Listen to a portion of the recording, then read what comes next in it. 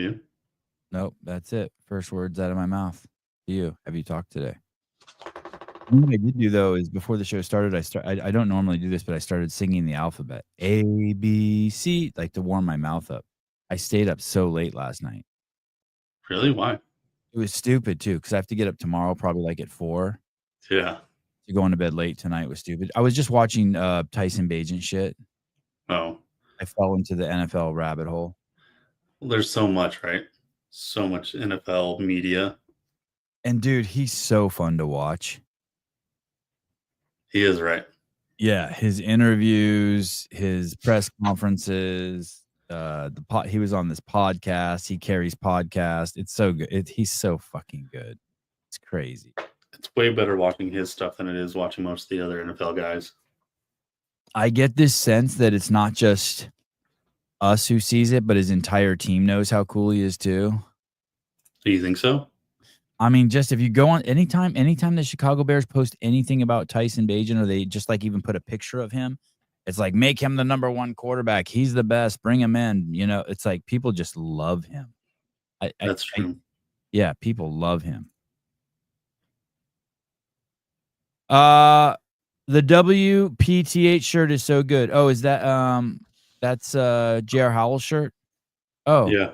Oh, we prefer the hate. Oh, I got my Jesus shirt on. I got my Jesus shirt. Nice. Oh, let's go. Sevon Podcast Jesus shirt. Did you just wake up? Woke up about 30 minutes ago, big dog. Yeah. Hell yeah. Nice. Hey, I have this Tyson. I got this every morning. Tyson, you've met Caleb before, right? Caleb Tyson? Yes. Caleb? Yes. I have this routine, wake up, 5:50, 6 o'clock, make coffee, drink espresso, start going through my text messages, take a huge deuce. I just came from the bathroom. Yeah. Is it like that? But then this morning, I stayed up till like 1 a.m. watching Chicago Bears stuff, and like I fell into like the YouTube Tyson Bagent fucking world. By the way, there's some good stuff in there. Dude, it's so good. It's so good. Yeah, people are nuts for the Chicago Bears. I love reading through the questions are crazy. The questions are crazy. They're good. And I know people want to ask you like really hard questions, but they dance around. Like I start really feeling the interviewers, because I know they really like you the way I really like you, but they want to get the fucking dirt. And yeah. But it's anyway, hilarious. It's hilarious how much they based on the questions, you realize how lost they are as well. Even though they hang out there like all the time, they have no clue what's going on. They hang out where? At the facility? Yeah, like a lot of the reporters and the people that are asking all the questions, they're able to come to practice. They're able to they have their own little room in Hallis Hall where we practice and meet and everything, just for questioning and stuff like that, and they still are just so lost. In regards to the nuances or the politics or things like that? Yeah, really in regards to anything involving football. Oh, even the sport. They're like as dumb as me about the sport? Really? Yeah, I mean, not maybe like they know about football, but they just have no clue what we have going on, like, position wise, depth chart wise, schematically, like they're very behind the 8 ball. Are there, is that all of them, or are there some who are just complete geeks and know it all and who they are? I mean, there's a handful that have a better idea than others, but even those people, I think the coaches and everybody usually want to do a pretty good job of keeping it that way, I think.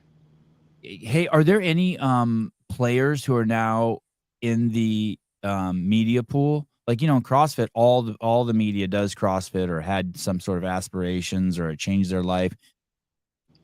I think, well, not necessarily like media, but I think on like dudes that like talk over the games, like Tony Romo, Tom Brady's doing that now. Guys like Troy Aikman. There's a lot of people that that now do like Sunday Night Football and stuff like that. Right, but no one who's there. There's no guy who won. Nobody's in there with his pen and pad trying to figure out all the tea of what's going on. Or there was never a guy 1 year he's on the line and the next year he's in the media pool. Nah, thank goodness. Anyway, so then this morning I was like, oh, I don't think I took this has probably happened, I don't know, a handful of times, but because I stayed up so late, I didn't take a perfect deuce this morning. I'm like, I think there's still some shit in there. Yeah, that'll do it. That's not a good feeling. That'll ruin your day. No, well, it could ruin the interview. As soon as I came on, before you came on, I'm like, okay, what commercial could I play if I have to take a shit? I need because I wait till I'm prairie dogging, and then so I just need to get there, and I'm good. Yeah, well, for me, it's weird. If it doesn't happen in the morning, it doesn't happen. I gotta wait a whole 24 hours. Oh my God, that's crazy. Yeah, torture. But I mean, out of the last 300 days, probably about 297 have been Consistent, successful bathroom uses. I think the biggest thing for me is just not getting enough sleep. If I'm not sleeping enough. Yeah, I think if I don't drink enough water, it's not. If I don't drink enough water the night before, it's usually not very helpful for me the next morning. Yeah. Speaking of which, I can just drink a pint of water. Like if I just get a pint of water and chug it, I can pretty much shit on demand. I don't know if it's like the pressure, but it's like Drano. But then the problem is I'll have to pee probably like in 15 minutes too. Yeah. Yeah. Well, coffee, sometimes when I just even smell coffee in the morning, I have to go. Oh yeah. Yeah. I even just smell it. It's like almost immediate. If I walk into a Starbucks in the morning, it's immediate. You're like, ooh. Yeah. You're just like coffee, clean bathroom. If you get a Starbucks coffee, it's over with. It's over with. Hey, dude, I remember being at a party in college and someone's like, hey, we're going to get some cocaine. And within fucking 2 minutes, that house was out of toilet paper. Just the thought of cocaine, people started running to the bathroom to take a shit. It was crazy. It was crazy. And then what's funny is the cocaine never showed up. Oh, that's hilarious. But everyone got a free Pavlovian deuce. Oh yeah, here. Yeah, I wanted to give you a quick shout out real quick. Dude, this is the only stuff I've been using for I don't even know how long now. I haven't used toothpaste in forever. That was inspired by you. Oh, we did talk. Yeah, we did talk about you that. came on the show and you're like, what were you saying about fluoride? And I'm like, oh, this fucker, I don't remember that. I don't remember ever saying anything about fluoride. So then I'm like, the next time this guy comes on the show and I just deep dive fluoride, and I'm like, my kids can never brush their teeth with fluoride again. Yeah, fuck that. But it's been great. I haven't been using toothpaste. To get a little weird, I haven't used body wash or anything in forever. So everything. Pretty solid. What's the red one? What is that? Send me your address and I'll send you the red one. It's the cinnamon. Sweet. Oh yeah, there we go. I'll bug you after the show to get your address. How do people send you? Do you have a house? Do you live somewhere? I have a house back home in West Virginia, but as far as Chicago goes, I've just been doing 6-month leases during the season. But right now we're in camp. So I'm not anywhere right now. I'm kind of in limbo, waiting to make the squad again, and then I will do that again this year. Where do you stay when you're at camp? Everybody stays in the same team hotel about 2 minutes down the street from the facility. And then eventually, do you become big time enough to where you're like, fuck this, I'm gonna pay the extra 6 months so I don't have to move my shit out every 6 months? No, because I can't ever see myself living away from home for, I haven't found a spot where I want to live away from my family. So I usually do, they do a thing where you can rent furniture almost like you would rent a house, where it's just a monthly deal, or there's a lot of furnished houses around here in this area. So that's usually the easiest get in, get out. And I don't have to really worry about much once the season ends. And I don't have to move a bunch of shit around. And I guess you just don't, you're busy during those 6 months, so you're not acquiring stuff. You're not acquiring objects. You're not like out shopping and stuff. It's like, hey, there's your clothes, your furniture, and maybe like a video game console. You're good. Yeah, and anything that's any big stuff, I'll just get sent to the house back in West Virginia. You mean after you leave? Yeah, well, like for instance, they do they give us like a big Tempur-Pedic mattress discount. And like something like that, I'm not gonna get this big ass bed here and then have to ship. So I just tell them to immediately send it to the house in West Virginia, and I'll just use it for the remainder of the year once the season's over. Do they give you a new bed every year?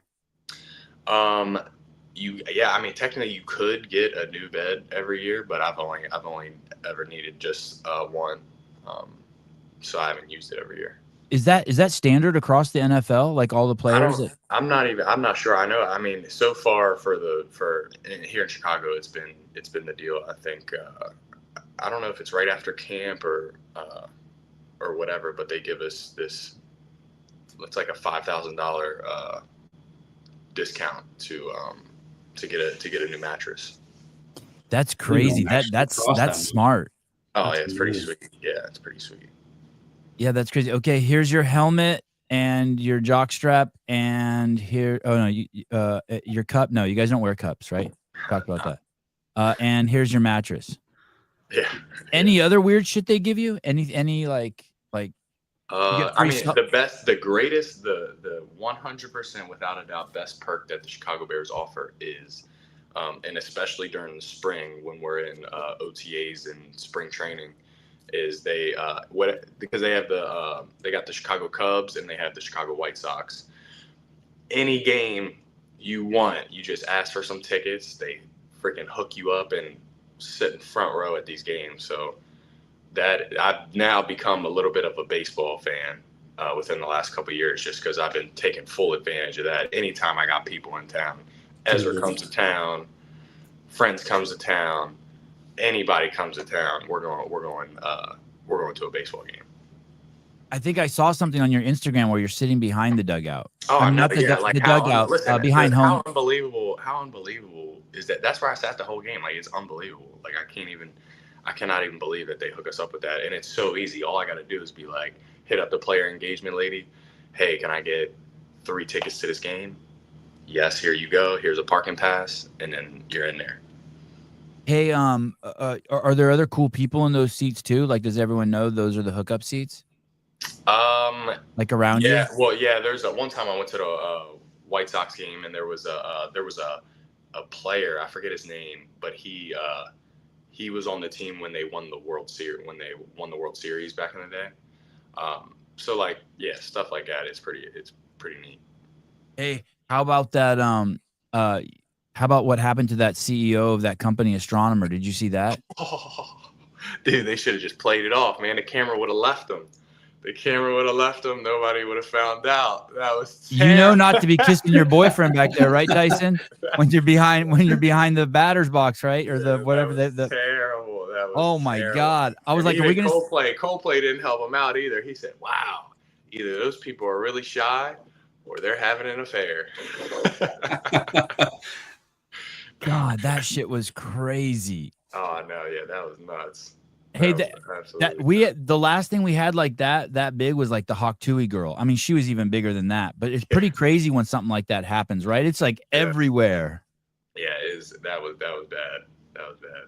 Hey, did you see what came out yesterday too? That guy, like last year spent $250,000 on OnlyFans. That guy. Oh man. Oh my God. Like all his receipts hey, that's worse than the Jumbotron. That's way worse than the Jumbotron. So bad. Listen, as free PSA, guys, do not use your credit card online for OnlyFans, porn channels. You don't need to use. What are you doing? Oh my gosh, that is horrible. Wow, that's so much money. What the? I mean, how much? I mean, is that like?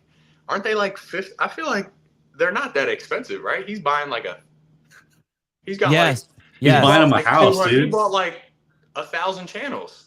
Hey, dude, that means he's asking the girls to do stuff that you haven't even imagined. Oh, that's horrible. What a weirdo.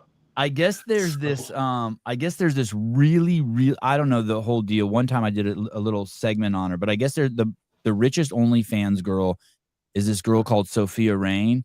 And I think supposedly she's a virgin and she's a Christian and all this shit. And like, I don't know what the deal is with her, but he offered her like $40,000 and she came out. She's like, I'm a Christian woman and I want to apologize to his wife. And is that her? Caleb? That's her. Oh my gosh. Oh my gosh. Oh my Hey. gosh. Hey, there was one time I got hit up on not on, I mean, I've never dealt with anything on OnlyFans, but one time somebody hit me up on Instagram. This dude hit me up on Instagram, said, "Hey, think you look great. I will give you $300 per pair of used socks that you send me. Wow. We'll start off with one pair, and if I like it, I'll hit you up again. We'll keep this thing rolling." And I was like, "Mom,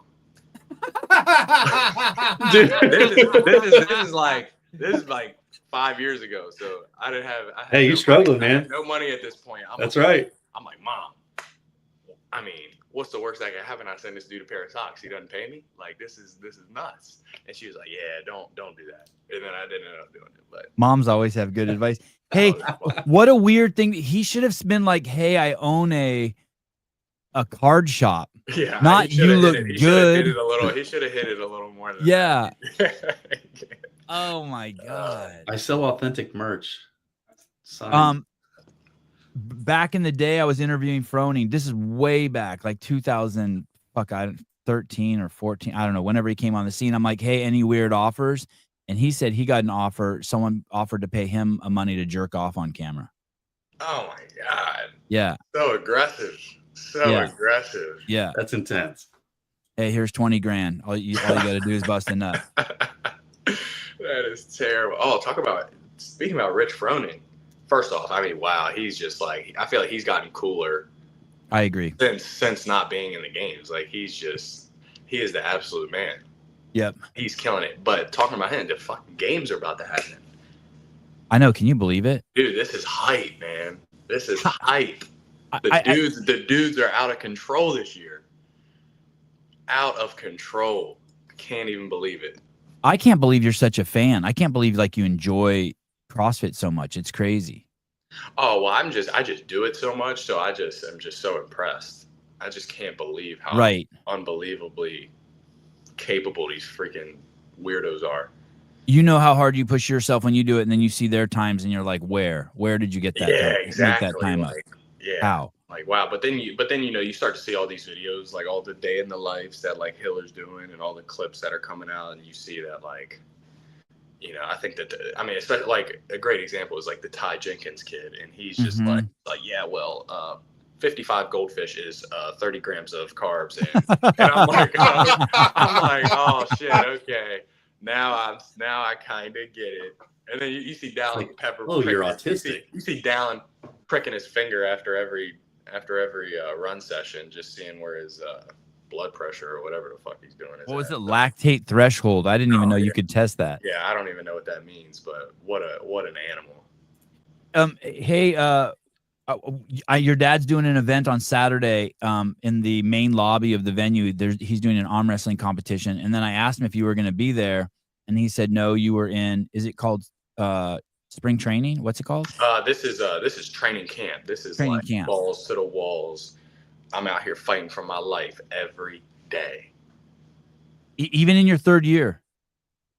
Oh yeah, well yeah. The rookie contract that I'm still in, it's day to day. So for the last 3 years, I could have got fired any day. So there's no guarantees, and yeah, it's super competitive. I mean, it's like the CrossFit Games. I mean, it's super competitive. There's a million guys trying to take my spot every year. So, okay, we'll come back to that. I want to hear about that. And so, but then the last minute, I find out you are rolling in for a day. Yeah. Still figuring out the logistics of it, because I do have an off day on, I believe, the 1st of August. Which is Friday. That's the first day of the games. Yes. Yeah. So I gotta probably talk to some people, make sure it's okay for me to go here from, people here in Chicago. But yeah, if I can make that happen, which I think I should probably be able to, that would be freaking hype. So on the 31st, that Thursday, you'll be on the field training, and then you have August 1st off, and then you'll be back on the field August 2nd training? Yes. Holy shit. Jesus, dude. Okay, well, your dad told me the day's wrong. That's good to hear, because he told me he was talking to me about Saturday, about It doing might be. It might be. Don't quote me. It's either Friday or Saturday. Okay. What is And today? then, What's today? Today's Sunday? Sunday. yeah, All right, then we got Monday, Tuesday. It's Friday. it is Friday. Yeah, it's Friday. So then he was talking about doing a Beat Bagent challenge. Are you and Hiller talking about doing another one of those? Yeah, probably not at the event, but we were talking about it the other night. Me, my dad, and Hiller went and got something to eat, and we were chatting about it just because the first one was such a hit, and we had a lot of fun doing it. So trying to figure out another workout that I can be competitive in. You know what's crazy? When you guys released that, I called Dave. I'm like, hey, dude, you should try this workout. It's really good. And he's like, that was cool as shit that he did that. I thought that was awesome. And then yesterday I had him on, and he's like, hey, that's a great workout. I've never heard. He's like, what a great baseline workout. That's like I'm paraphrasing, but he said it's like one of the greatest workouts just to test your fitness. So if you just did it every once in a while just to see where you're at. Oh yeah, it's a burner, and it's so quick too. So it was good. It was very inclusive, which I thought was good.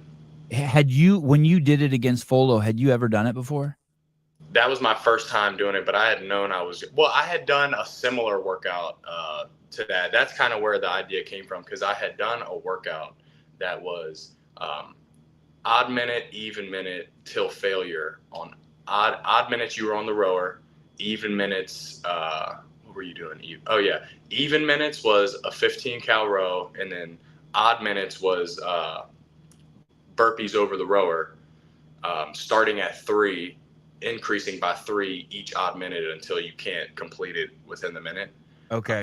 And I had a lot of fun with that one just because it's kind of an easier buy-in, and you can get into the workout before, it's just impossible. So it was kind of stemmed from that one. And he, have you spoke to Dave about you? Have you spoke to Dave? I've spoken to Dave through like messages, but I haven't like spoke to him since the event that I went to in Albany, the 25.3. Okay, because even yesterday on the show, I was like, hey, can we film a Beat Bagent somewhere? And he said, sure. Basically, I don't see why. And then he said I'm trying to figure out ways to get you to like maybe start an event or announce an event or do something. That would be cool too. On the field on Friday. I've had my dad. I think my dad has talked to him or somebody in the space relatively like within the last couple of days or weeks, and he did tell me something about that. He said, this is gonna make me sound like such a pussy, but he said that there's even talk about getting a big bag of footballs and having you throw footballs into the crowd. I did hear that too. Hopefully, we got to figure out the football. I don't want to knock anybody out. Yeah, I was gonna ask you, is that safe? That's what I was gonna say. Is that I don't safe? know. Hopefully, I don't throw it to any uncoordinated people. Yeah, that's crazy. I keep wanting to see this video. I talked to Hiller about it, and I talked to someone else about it when they were near you. I was like, you have to play a game. You have to get like 5 or 6 CrossFitters together and play a game with them where you start throwing a ball with them at 10%. At 20 yards. Got the best hands, and then I break some poor CrossFit person's nose during the most important couple of days of their life. And dude, it just ratchets up, but just keeping in the off season for them, but it just ratchets up until where you're just seeing like you're throwing balls like at 50% strength from 20 yards away. Yeah. And just seeing if I wanted to see if Folo could catch a ball from you like pretty hard, or if she like sees it coming. Oh no, we did that. We did that already. She didn't do too bad, but I mean, I definitely wouldn't fire the ball at Erica Folo after seeing her catching situation. She did have she threw the ball very well though. She threw the ball like damn near like 30 yards. Wow. Which was more than I expected. So that was pretty sweet. Going back to fighting for your life, when do you get some stability? When do you get a contract that says, okay, you're here for 3 years or 5 years or something like that? Potentially after this whole football season. Is that normal after 3 years? Yeah, I think, I believe so. I mean, I try to stay as far out of, I have no clue, but everything that my agents and people are saying is that we're likely to hear some news regarding that after this season. When I worked at CrossFit, there was a guy there who was making 300,000 or something plus a year. And he told me one time, hey, I just used that money to pay my taxes on all my other investments, meaning he was rich as fuck, right? He didn't need the job. And although he was a good guy and he was a smart guy, he was the weak link in the team. Like he's the guy who didn't work on weekends. He took vacations, you know. Do you think that gives you an edge knowing that, like, you don't have a fucking 10-year contract, or you're not like, and so you're like fucking, you make sure you're sharp always? Yeah, I mean, yeah, I do. I think that does give me an edge. I really think that the thing that gives me an edge is, I think just, you know, how I was raised. And then I think the CrossFit part of it is very helpful with just not being soft and not being scared of shit that's really hard. And really, I think what helps me more than anything is how freaking soft everybody else is that is in the NFL. It's unbelievable. I mean, you can't ask these dudes to do shit. You mean like You mean like physically? You know, physically, I mean, it's just like complaining central, which I've found to be one of the most surprising things. Is that prima donna? Is that prima donna shit? Yeah. Like they got high on their own. What's that called? They like to smell their own farts. Yeah, it's like, oh man, I gotta run this much today. I gotta practice this long today. Oh my gosh. And I'm like, what, dude? Did you see your paycheck on Thursday? What are you talking about? Hey, and have you called the homies and seen what they're doing right now? That's what I'm always like. That's what because I guess maybe I'm just a little bit more. I'm still kind of in the mix with my hometown pretty heavily, like the other 6 months of the year. So I'm seeing the struggles of, you know, guys with 2 jobs.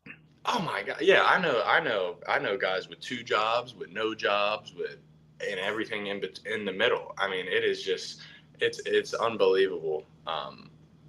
It's unbelievable. Yeah. Very soft, but I think it plays in my favor. Yeah. I tell my kids that all the time. Hey, if you just say please and thank you and make eye contact, the bar is so low for little kids. Oh yeah. You're crushing them. You're crushing it. Hello. Eye contact, shake someone's hand, dude. They'll give you their daughter. Like, you're in. Yeah.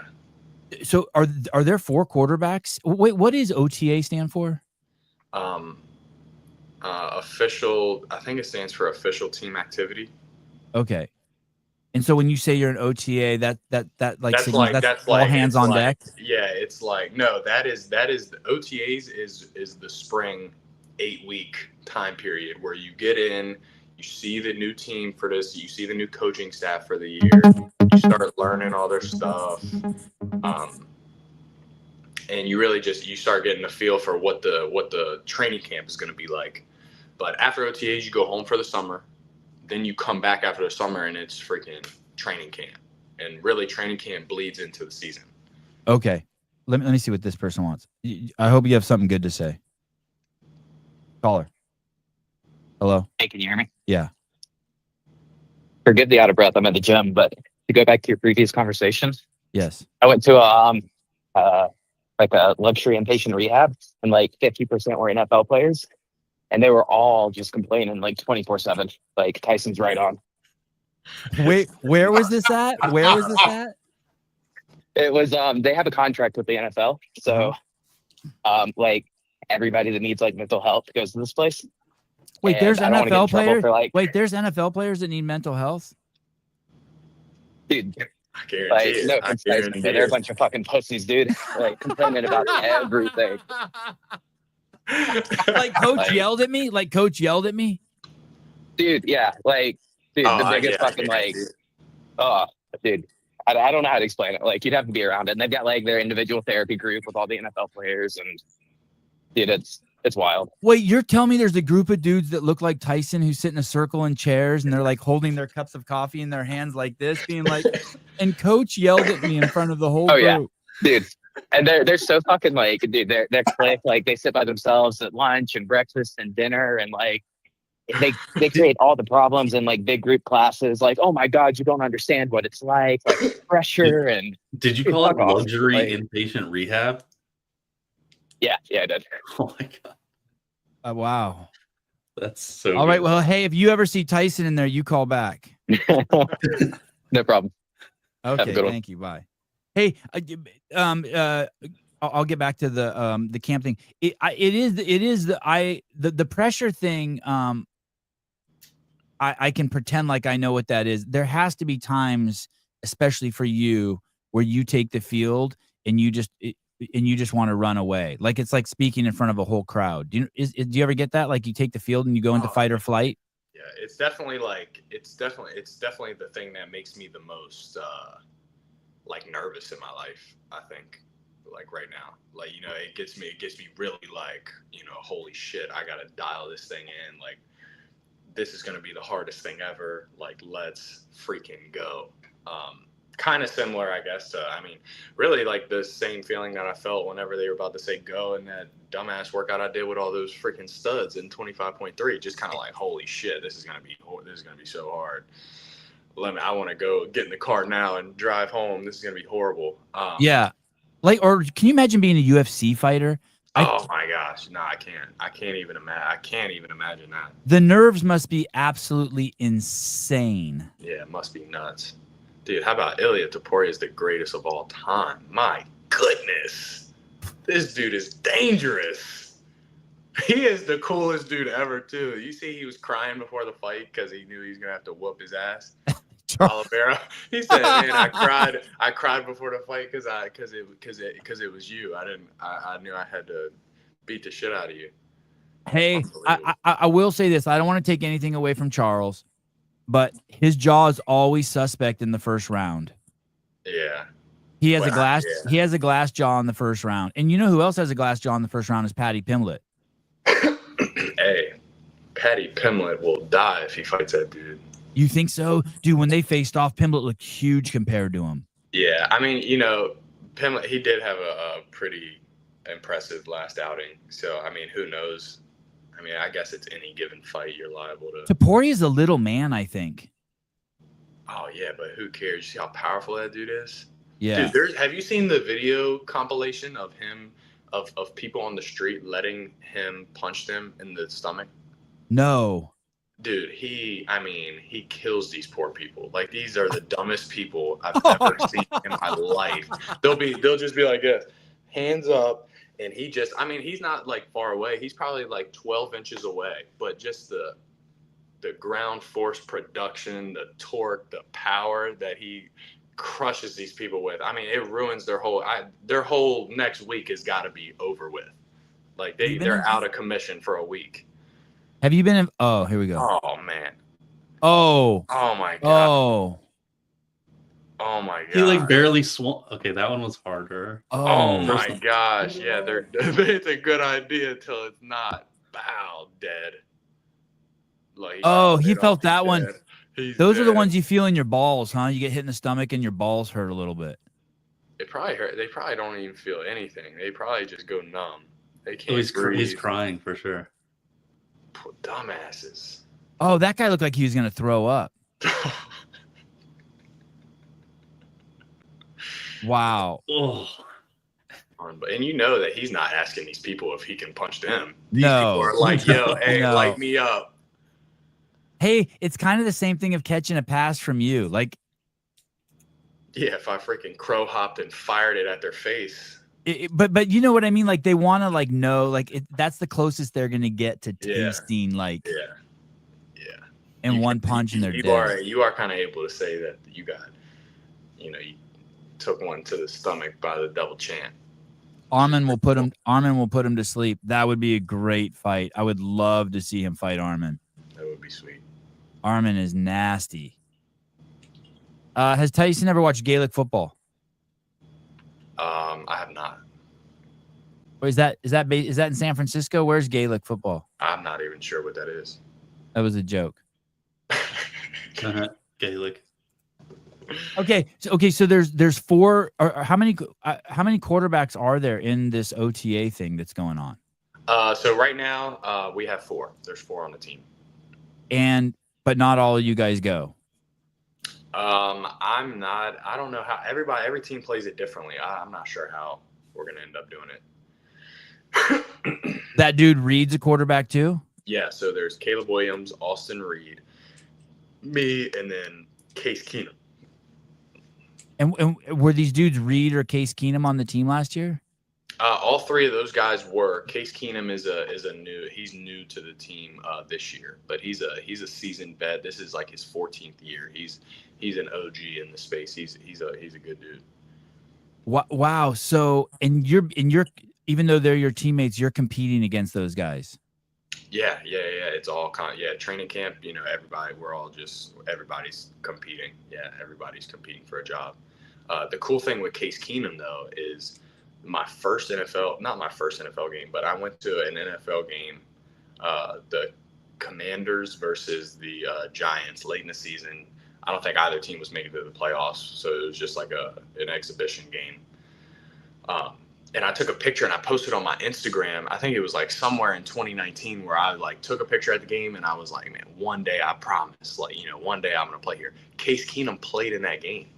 Oh wow. Just the coolest shit ever. So now I'm just with that dude every day. So it's just kind of a cool full circle moment. So basically, Case Keenum's like grandpa.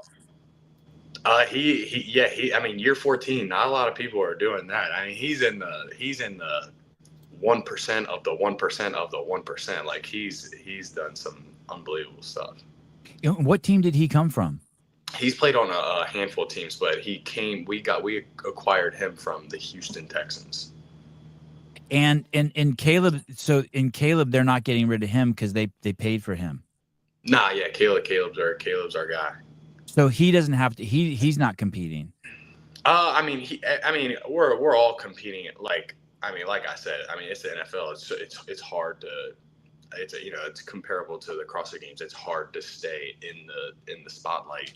If you're not really going as hard as you possibly can. So in a sense, everybody's competing in their own little way, whether that be competing to make the team, competing to get better, competing to get ready for the season, whatever that is.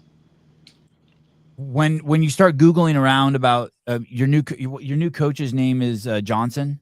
Ben Johnson. Ben Johnson.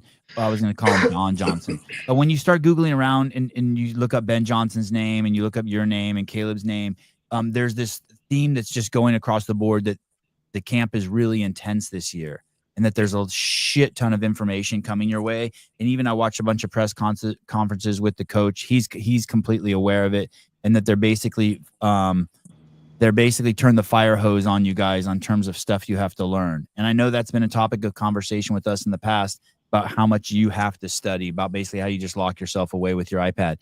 Is it really like that, or is that just the media hyping it? Yeah, that dude, Ben Johnson, he's the real deal. He's as intense as they come. He's the most intense football coach I've ever had, which is I think it's a good thing.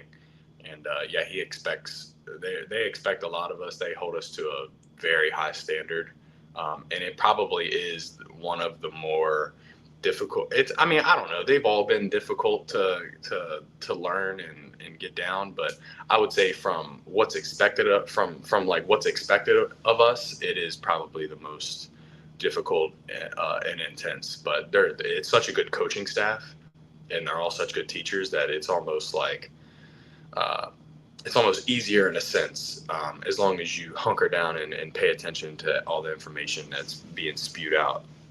But yeah, that dude, listen, that picture doesn't do that man justice. He is nuts. He's not a dork the way he looks in that photo. Yeah, he is nuts. And listen, he gets after it too. His rear end and back, and he's yoked.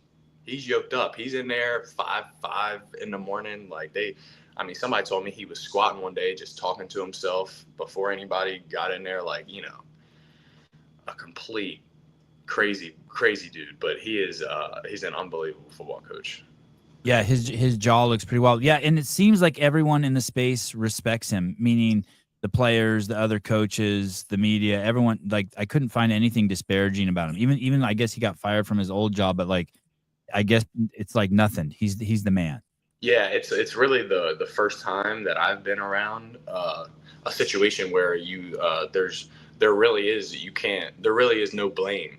you can't put the blame anywhere except for on yourself because of how good of a job that him and the rest of the coaching staff do. So it's like kind of puts the spotlight back on the players instead of people wondering like, oh, you know, it could have been the coaching. Like that won't be an issue for the Chicago Bears this year, which I think is a blessing. What a awesome compliment to give them. A boss told me one time, hey, never fire anyone until you've given them every single chance to succeed. And then when you fire them, it's like no big deal because you know you gave them every chance to succeed. Yeah, they are a no stone left unturned type of staff. So it's been great so far. So you show up there, and if I remember from talking in the past, they give there's like the secret book. And there's these crazy like Dr. Seuss phrases you have to remember. And then when you say hike, the ball comes to you. And then everyone knows the Dr. Seuss number and they move in the pattern based on this code you put out, right? Absolutely. Yeah. More or less. Yes. Okay. And then are all those, and those are called plays, are all those plays new this year? Like you got to learn a whole new book? Yeah. I mean, yeah. They're all new. I mean, everybody is kind of running similarly, like kind of the same stuff, but that spring training, that's where you hone in on all that information in that 8 to 9 week time period that I told you about in the spring. Then you're able to take all that information with you back home, study it over the summer, and then usually when you get into training camp, you might be adding a handful of new things, but you're kind of just reintegrating everything that you learned in the spring, and that's kind of where we're at now. So it's a little bit more of a smoother process once you get to the training camp aspect of it, because everybody has been, you know, studying, honing in on what their job is on each play. But that's kind of like how it works. So Tyson, will the whole team be out there and then they tell you a play? And then it's like I imagined it like taking a test in front of the whole class. Like the teacher tells you to go up in front of the board and be like, hey, work out this algebraic equation. Oh, that's how the whole day is. I mean, when you're in lifting, you know, you've got a bunch of people watching you.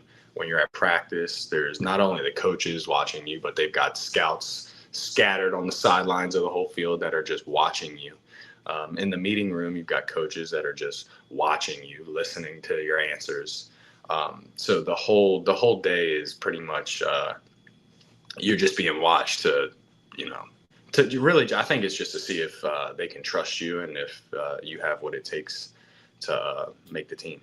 So do you see like crazy fuck ups? Like they call play and like you're supposed to run to the right and fake a handoff, but you run to the left and throw?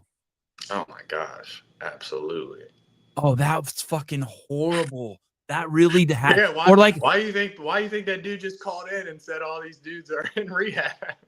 So that's what I was trying to get at. So you have to memorize this, and then it's basically like a play. You're doing a play. You have to almost, if there was a word that you have to master it. You have to know it so well that you just don't even give a shit what the coach says. You are just like, bam, I got it. Not only do I got it, I got every little option that could possibly happen in this play. I've got it. Hey, because if you don't, you can't even have fun. You can't even have fun. This is not even like it's not even a dream come true if you don't know everything that you're supposed to do, because you're just going to be nervous the whole time. You're like, man, I hope he doesn't call that play because I have a tenuous grasp on it. I don't really know fully what the hell's going on, and oh man, I hope he doesn't call that play.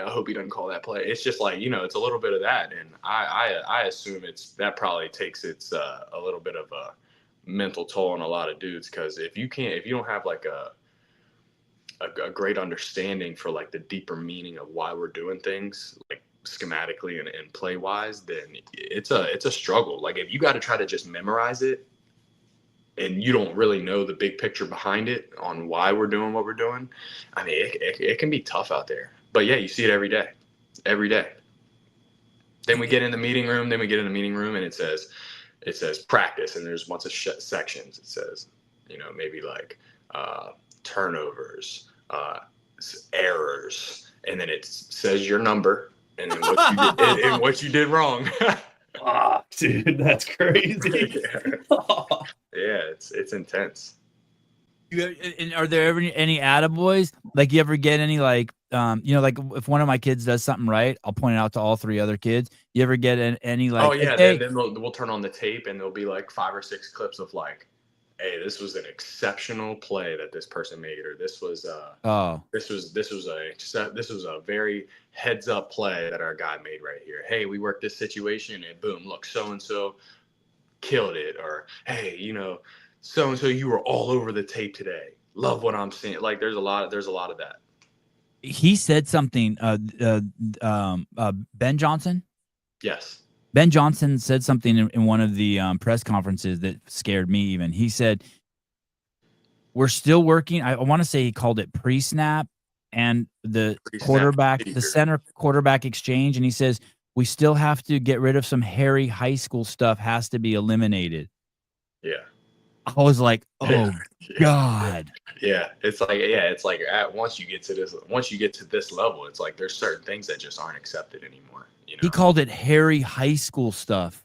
Listen, that's PG as it gets. That dude is nuts. That dude's nuts. I'm telling you. And he's an offensive guy. Like the offense is like his baby. Like he's cultivated it, and that's why his name rings loud in the NFL space, because he is like a little, he's just a freaking genius, and he cares a lot about it, and it's really his whole life's work. So he freaking will get pissed off. He will get pissed off if somebody is jacking his shit up. So he wrote the play, and he wants you guys to in theater they call it blocking. I don't know what they call it in the NFL, but it's like where you're supposed to be when you say each word. And you know what I mean? So you're supposed so that you meet the other actors and actresses. So it's his play. He wrote the blocking. He wrote the script. And if you try to do some shit outside of that, he'll come out there and fuck you up. Oh yeah, he'll be on you, like white on rice. Yeah. Like just like immediate, I can't really say the things that he would say, or at the volume that he would say it at. Hey, do you guys have an HR department? Does she hear stuff like, Ben called me a pussy? Oh nah, I think that there's a bit of a wall in between, like, the staff and players, and then like the HR department. Like, yeah, you ever see the HR tucked away in their offices, like okay. At the other side of the building. You don't ever see them on the field, like some fat, like middle-aged woman, because I know that's the HR woman for always. You don't see her out there like with a note with a. Nah. Damn, HR in the NFL. So when do you find out, like, that you're on? When can you be like, okay, cool? After the preseason. So we'll have 3 preseason games, and then I think it's like, it usually ends up being like a couple of days after the last preseason game, they make all their final cuts, and then you kind of figure out who you're going into the season with. And your first one I looked at was August 10th against Miami. Yeah, that sounds right. Damn, so that's coming up. Yeah. Once you come here for training camp, it's on and popping. How's your fitness holding up? All that off-season training, like, is it paying off? Like, do you show up there and you're like, oh, this is good? Oh yeah, I feel great. Yeah, I feel really good. Everything's been super smooth so far.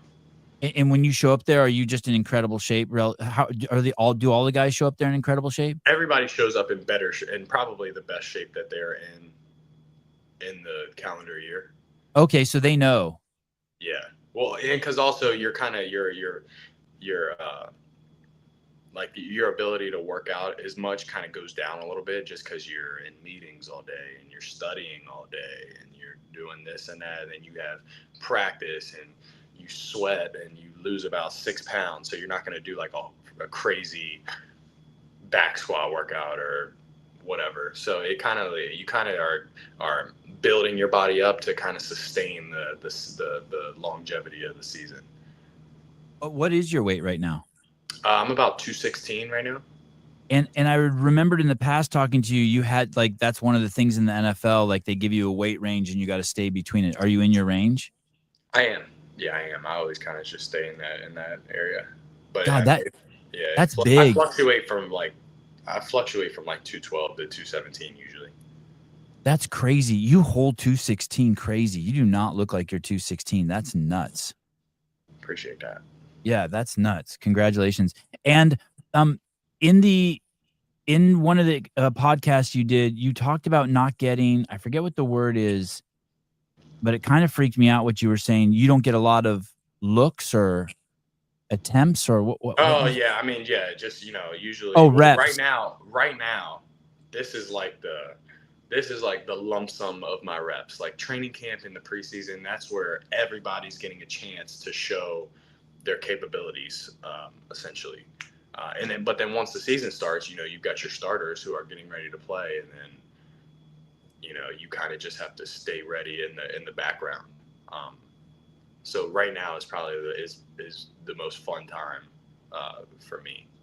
So what's the deal? There's a team, and they can only run so many plays because they're human and they run out of energy. So if the offensive line can only do 60 plays a day or 100 plays a day, then they have to hand the quarterbacks for those plays have to be partitioned out based on who they think is going to start. Or they do it like usually it'll just work like this. Like if we go into a team period where we have 12 plays, the starters will go first, they'll get 5 plays, then the second strings will go, they'll get 4 plays, and then the third strings will go and they'll get 3 plays.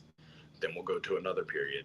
Then we might come back to another team period and it'll be the same deal. But then once the season starts, you go to practice, you go to a team period, the offense gets the number ones get 6 reps, and then you go on, and then you come back and the ones get 6 reps, and then you're kind of in the background, just you're watching and you're making sure you know what's going on. And you're not getting any reps. So when they call you out there, you're green as fuck, kind of. Yeah. So the pressure on we see a quarterback come in the NFL, like if the main dude gets hurt and you come in, it's like holy fuck. Yeah, and I mean, you know, you do your own little things like after practice, but you're definitely not getting like 11 on 11 full speed reps. You know, you can walk through plays, you can run plays on air, you can throw to a single receiver who stays with you after practice. But we also do a good job of because like you said, you can only run so many plays at full speed before people start to break down a little bit. So they take advantage of a lot of walkthroughs. Like, so we'll have a practice, and then maybe later that day we'll have a walkthrough where we'll go over another 30 plays where people aren't getting banged up, nobody's getting hurt, and we're still doing the mental part of it full speed. Damn. And since you said at the practices there's a number 1 guy, number 2, number 3, so you also get to see where you're at, even though it's not official, who's been cut and not cut. If you're the 4th guy, you know. If you're the only guy only getting 2 reps, you know that's not looking good for you. Yeah, I think usually there's maybe about 5 guys that don't know if they're going to get cut or stay. But usually it's pretty like black and white of like, okay, I think I did what I needed to do to make the team, or yeah, I definitely did not do what I needed to do in order to make the team. So it's kind of like a UFC fight at the end. You know, if there's no KO and it goes to the judge's scorecard, you kind of know. Or it's like what's the UFC show that they do where Contender? Yeah, like when you go like Chael Sonnen is a coach and yeah. It's kind of like that where you're like, okay, yeah, I got my ass handed to me twice. I'm definitely not gonna make the UFC. And then one guy's like, damn, I knocked everybody out. I'm probably going to get a shot. Yeah. So it's just a little bit like that. And then basically I'm getting the feeling that then you're also in control of your own destiny, because you're saying the coaches give you all the tools you need and you just need to be prepared, studied up, and ready to go. Yeah, absolutely. Hey, how much of being on the team is politics? Like when you work in corporate America, when you have a job somewhere and they fire the boss, and there's a new boss, for the next year, everyone's trying to like be nice, and they stop working and they start politicking. Does that happen? I mean, it's about as political as it gets when it comes to football, just because there's, you know, a lot of money involved, and, you know, a lot of times, like the people that run the team, they're the one that they bring the players in, and a lot of people attach their name to a player. So if you you know, if you pick a guy really high and he doesn't pan out, that's kind of like a stain on your name. Or if you're able to steal a guy really low and he ends up doing good, it's like that's really big. And now that's huge for you. So there, yeah, I mean, okay. I feel like there's usually politicking that gets involved when there's money involved. But they're not going to keep someone. It's tough. It's tough. It's tough to do that. Yeah, they will eventually. Yeah. Oh, Tyson's really nice. Let's just keep him. Yeah, there's not really a whole lot of that. Maybe that at like a minuscule level. Tyson's dating my daughter. Let's keep him. Yeah. And you're feeling confident? I feel good. I feel good. Everything's been smooth so far, but it's just such a long process. It's almost like as soon as you feel like you're killing it is right when the Grim Reaper will come bite you in the ass, and you know, one day you just go out there and all of a sudden nothing makes sense or whatever. So I try to just think about the next day, just what I got to do. If you I heard you say in the interviews that you stay away from the media and the social media and that stuff around the team. But if you do Google the team right now, all the first things that pop up are the struggles Caleb Williams is having. They basically say stuff like, and it's pretty severe. And there's lots of them. There's 50 articles. It's the 51st articles that pop up that basically he was a shotgun quarterback. They're asking him to not be in the shotgun anymore. They're asking him to throw the ball faster.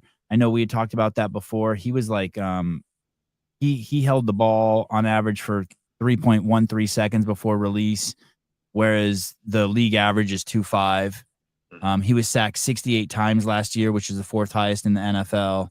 And that basically just says that the practices are fucking crazy for him. Do you see that? Like, does the team feel that? No, I don't think the team doesn't really necessarily feel that. And I mean, they're always going to have something to say about the starting quarterback. I mean, if I was a starting quarterback, there would be a bunch of people talking a bunch of crazy shit. And I think it's a lot of that is absolutely not true. Kind of like with what I said with like a lot of the media has no clue what the hell they're talking about. And then another part of it is that, you know, this dude is going against the starting defense for the Chicago Bears day in and day out. And those dudes are in the NFL too. So they're going to make plays. Caleb's made a lot of plays so far in camp. And I think with this coaching staff is going to be huge for him. And I think so far everybody, including him, is taking full advantage of it. Let me throw one more crazy stat out there before I let you off the hook on this. The best in the league for sacks is get sacked is 4.23%. That's Mahoney. Mm-hmm. And I know you haven't played a full season, but yours is 4.5. No, sorry, yours is 4.3. Yours is 4.3. His is 4.23. Now they don't put you in the rankings probably because you haven't played enough games. Yeah. But you're right there with the best sack percentage, or the worst if you're a defensive guy thinking about it. Let's go. But Caleb's was 12.9. Yeah, I think that number is like, you know, he played a full season as a rookie quarterback who just popped up, and then they gave him all this information and he had to kind of run with it. And dudes were getting fired last year, coaching changes. So he wasn't in an ideal situation, what you're saying. You can't judge him on that. Some of that was his fault, and then a lot of it is also like all the external factors that played a role into it. Well, and honestly, I didn't get sacked a whole lot because I'm scared. I'm getting that ball out. I don't care where it goes. I'm getting that thing out of my hands. Those dudes are big and scary, and I want no parts of that. They probably don't call the game this anymore, but when I was a kid, they called it smear the queer. Yeah, and it's just, you're just out in the field and a dude has the ball and everyone's trying to tackle him. And when you've reached your limit, like you either get drilled or you throw the ball. Yeah. That's basically your life. I was thinking about that this morning in the shower. I'm like, holy fuck. And I remember interviewing John Wellborn, who is an NFL player. And he said every game you hit someone so hard that you want to throw up. Oh, yeah. And that's how dudes are trying to hit you, right? Dudes are trying to hit you with their best shot ever. Yeah, I mean, it's like at a deeper level now where these dudes are trying to make some money. and they got families too. And they get bonuses for drilling you? Oh yeah, there's bonuses for everything. Bonuses for everything. So yeah, there's bonuses for everything. If you're a defensive lineman and you get like 6 sacks in a football season, you are gonna make some money. You get a new car, a new G-Wagon. Like, somebody's gonna come holler at you in the off season, and you are gonna make some money. Same thing. If I throw a bunch of touchdowns, somebody's gonna come calling asking me if I want all this money. Same thing for defenders who get interceptions. Same things for receivers who catch touchdowns. Everything. So that and everybody's so good, and they're all coming for. They all want your job. They all want to be an NFL player. And so it's like couple those two things together, and you've got dudes that are trying as absolute hard as they possibly can. And same goes for coaches. That's why it's so hard too, because it's not only just the players, it's these coaches, these mastermind Ben Johnsons who are putting together these plays because they have the same motivations as the players. There's basically a bounty on your head every game, like a literal bounty. Just like, I mean, you know, whoever wins the games this year, yeah, they're gonna get paid from the games, but they're also gonna get hooked up. Like they're gonna get hooked up with some shit in the off season. Right. Like, it's more than just the games. Like the games is awesome, and it's what they, you know, it's their, you know, been their motivation maybe since they started doing CrossFit. But the things that also come with that are huge as well. Are you you're 100% healthy now? Yeah, I feel great.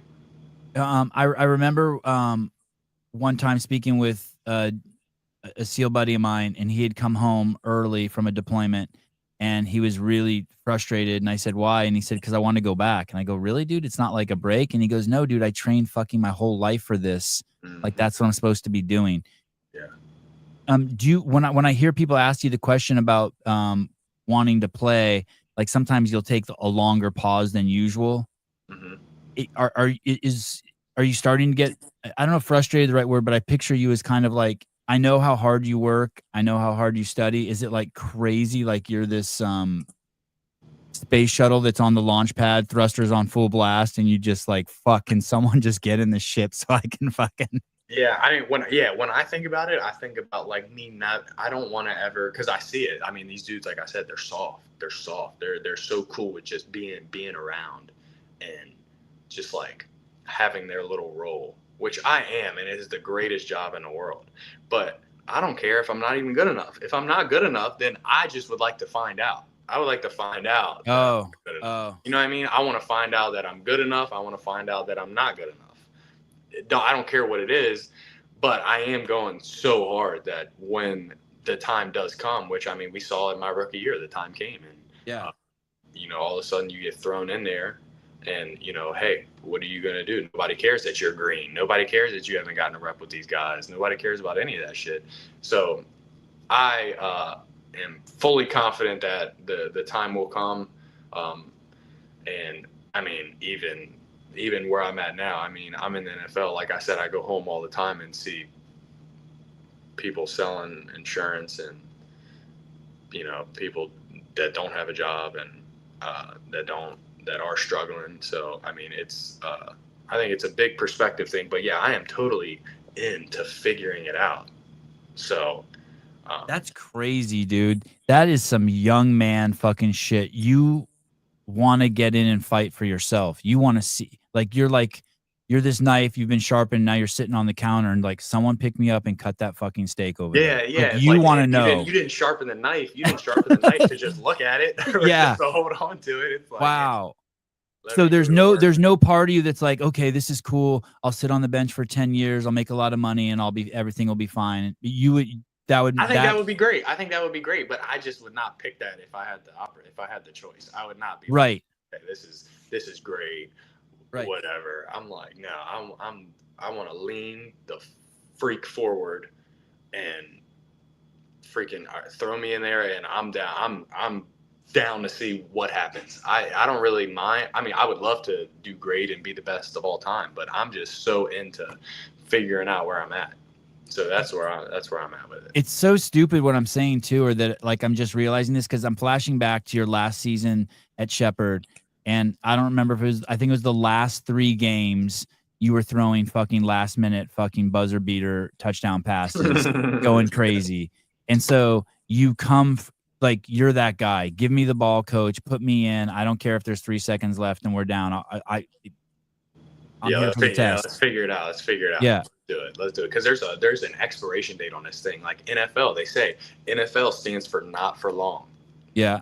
Right. So the average career is like 1 year in the NFL. So there is an expiration date on this thing, and it would fucking piss me off so bad if I didn't get to really figure it out. Now we're getting there. We're getting there. Let it out, Tyson. Yeah, it would piss me off if I didn't get to at least figure it out. But I mean, that's what this time period is for a lot of guys in the NFL. It's, the coaches watching you, seeing if you have what it takes and if they can trust you to be on the team for this 2025 season. So that's why this time of the year is usually a lot of fun for me, and you can really extract a lot from this time of the season. Because then, I mean, all these coaches, everybody gets fired. I mean, it's not really just the players getting ridiculed. Our whole staff is there's like 2 coaches from last year that are on the staff this year. It's like all those coaches who saw saw how you carried yourself, saw your capabilities, saw whatever they needed to see. Now those guys are on other teams, so it's like there's opportunities everywhere, which is why I think it's huge to just not be a little chump and to just go as hard as you can every day, because you don't know who's gonna see that. Let me pour some salt on the wound too. And you're probably better than you've ever been, and no one knows it. You're 25. You've had more reps, more experience. Oh, man, I'm in a hell of a rhythm, Savvy. I'm in a hell of a rhythm. You are, yeah. I know, but it's so crazy. The NFL so hard. That's why it's like so, and it's such a long freaking. It's like you got to show up on top of your stuff for like from 2 weeks ago till early January at the minimum. And then if you make the playoffs and go to the Super Bowl, you got to do it from mid-July all the way to February. So it's like, if you try to look at it as anything other than just one day at a time, you'll freaking drive yourself nuts. Yeah. You have a kid on the way. Yeah, I do. I'm a little girl. Yeah, I'm pumped. Congratulations. It's so funny. It was so crazy hearing you say this thing. How far along is your lady? We just entered the 3rd trimester. Oh, congratulations. God, that's so relieving for mom too. Each day it gets. Yeah, she is killing it. She is absolutely killing it. I heard you say something that was so fucking smart. I was so happy to hear it come out of your mouth. You were talking about going down a slide with kids. Like, you already know parenting shit. That shit used to drive me crazy at the park when I would see parents going down the slide with their kids. I'm like, dude, what if your kid's leg goes under? And I heard you talk about it. You can't go down the slide with your kid and let his leg go underneath your leg. Yeah, dude, you just rip their leg off permanently. Oh my God. I'm like, damn, Tyson's already like reading books and shit about it. Horrible. But yeah, she's killing it. No more nausea. Just so damn big, putting a little pressure on the low back. So that's what we're dealing with now. I'm pumped.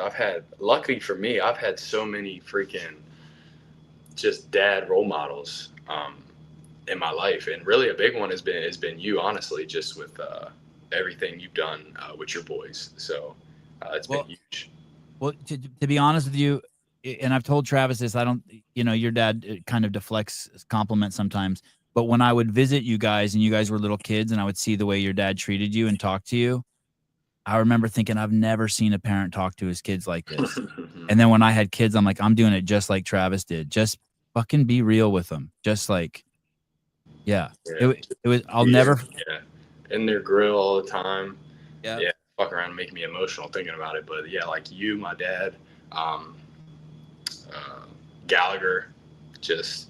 Who's Gallagher? Is that your CrossFit? Mr. Gallagher, Derek Gallagher, my buddy that works out in the backyard with the sandals and everything. Hillary. Oh yeah. Oh, I got to get his number. Travis said I should have him on. It would be a hoot. Oh my gosh, he's the coolest dude I've ever met in my whole life. Okay. Yeah, I don't know how you would get it done. He'd have to go on a computer. He's got a flip phone. I don't know. I don't know if he's gonna be on the. I don't know how he's gonna get on the StreamYard app, but yeah, he's the coolest dude I've ever freaking met in my whole life. How would you describe? I mean, I know he's your dad, so he's the only. It's the only kind of upraising you know. But what do you think distinguished him from other dads? For me, it was just how real he was to you guys. He just talked to you like you were. He never babied you. He wasn't a dick to you. But I just remember even at 5, he'd throw you a pass, and if you in the basement, and if you dropped it, he'd be like, "Dude, what are you doing? What the fuck are you paying attention to?" I'd be like, "What the fuck?" And you took it. You'd stride over. You're like, "One more. Give me one more." You know what I mean? Yeah. Like you didn't. It didn't even phase you. Whereas other people are like coddling their kids, and then your brother would push you while you were trying to run a pass or run a route, and I was just like, "What is going on here?" Yeah, I think just the he really just. I think he just did what he wanted to do, and not what he felt that he had to do. As far as like, he never had a normal job that he had to just go away every day, Monday through Friday, and we didn't get to see him till late at night, and he's tired at that point and doesn't want to fuck with us or stuff like that. He just was. He was just always around, always making us do physical shit, which I think is probably the most important thing. Just, always giving us an opportunity to let out all the energy and really and he was just a physical specimen of his own. So it was always super fucking, it's like really growing up thinking that your dad can literally lift the house up with his arms. So I think he was just really just the time spent and just how much he cared. I mean, he was my head coach on every freaking sport I played up until I was 12 years old. So I just think just an unreal amount of time spent, honestly. You know what's funny? Yesterday, the kids were deadlifting 100 pounds, and they were kind of like their minds were blown that they were doing it. And so I power cleaned it 20 times just to let them know.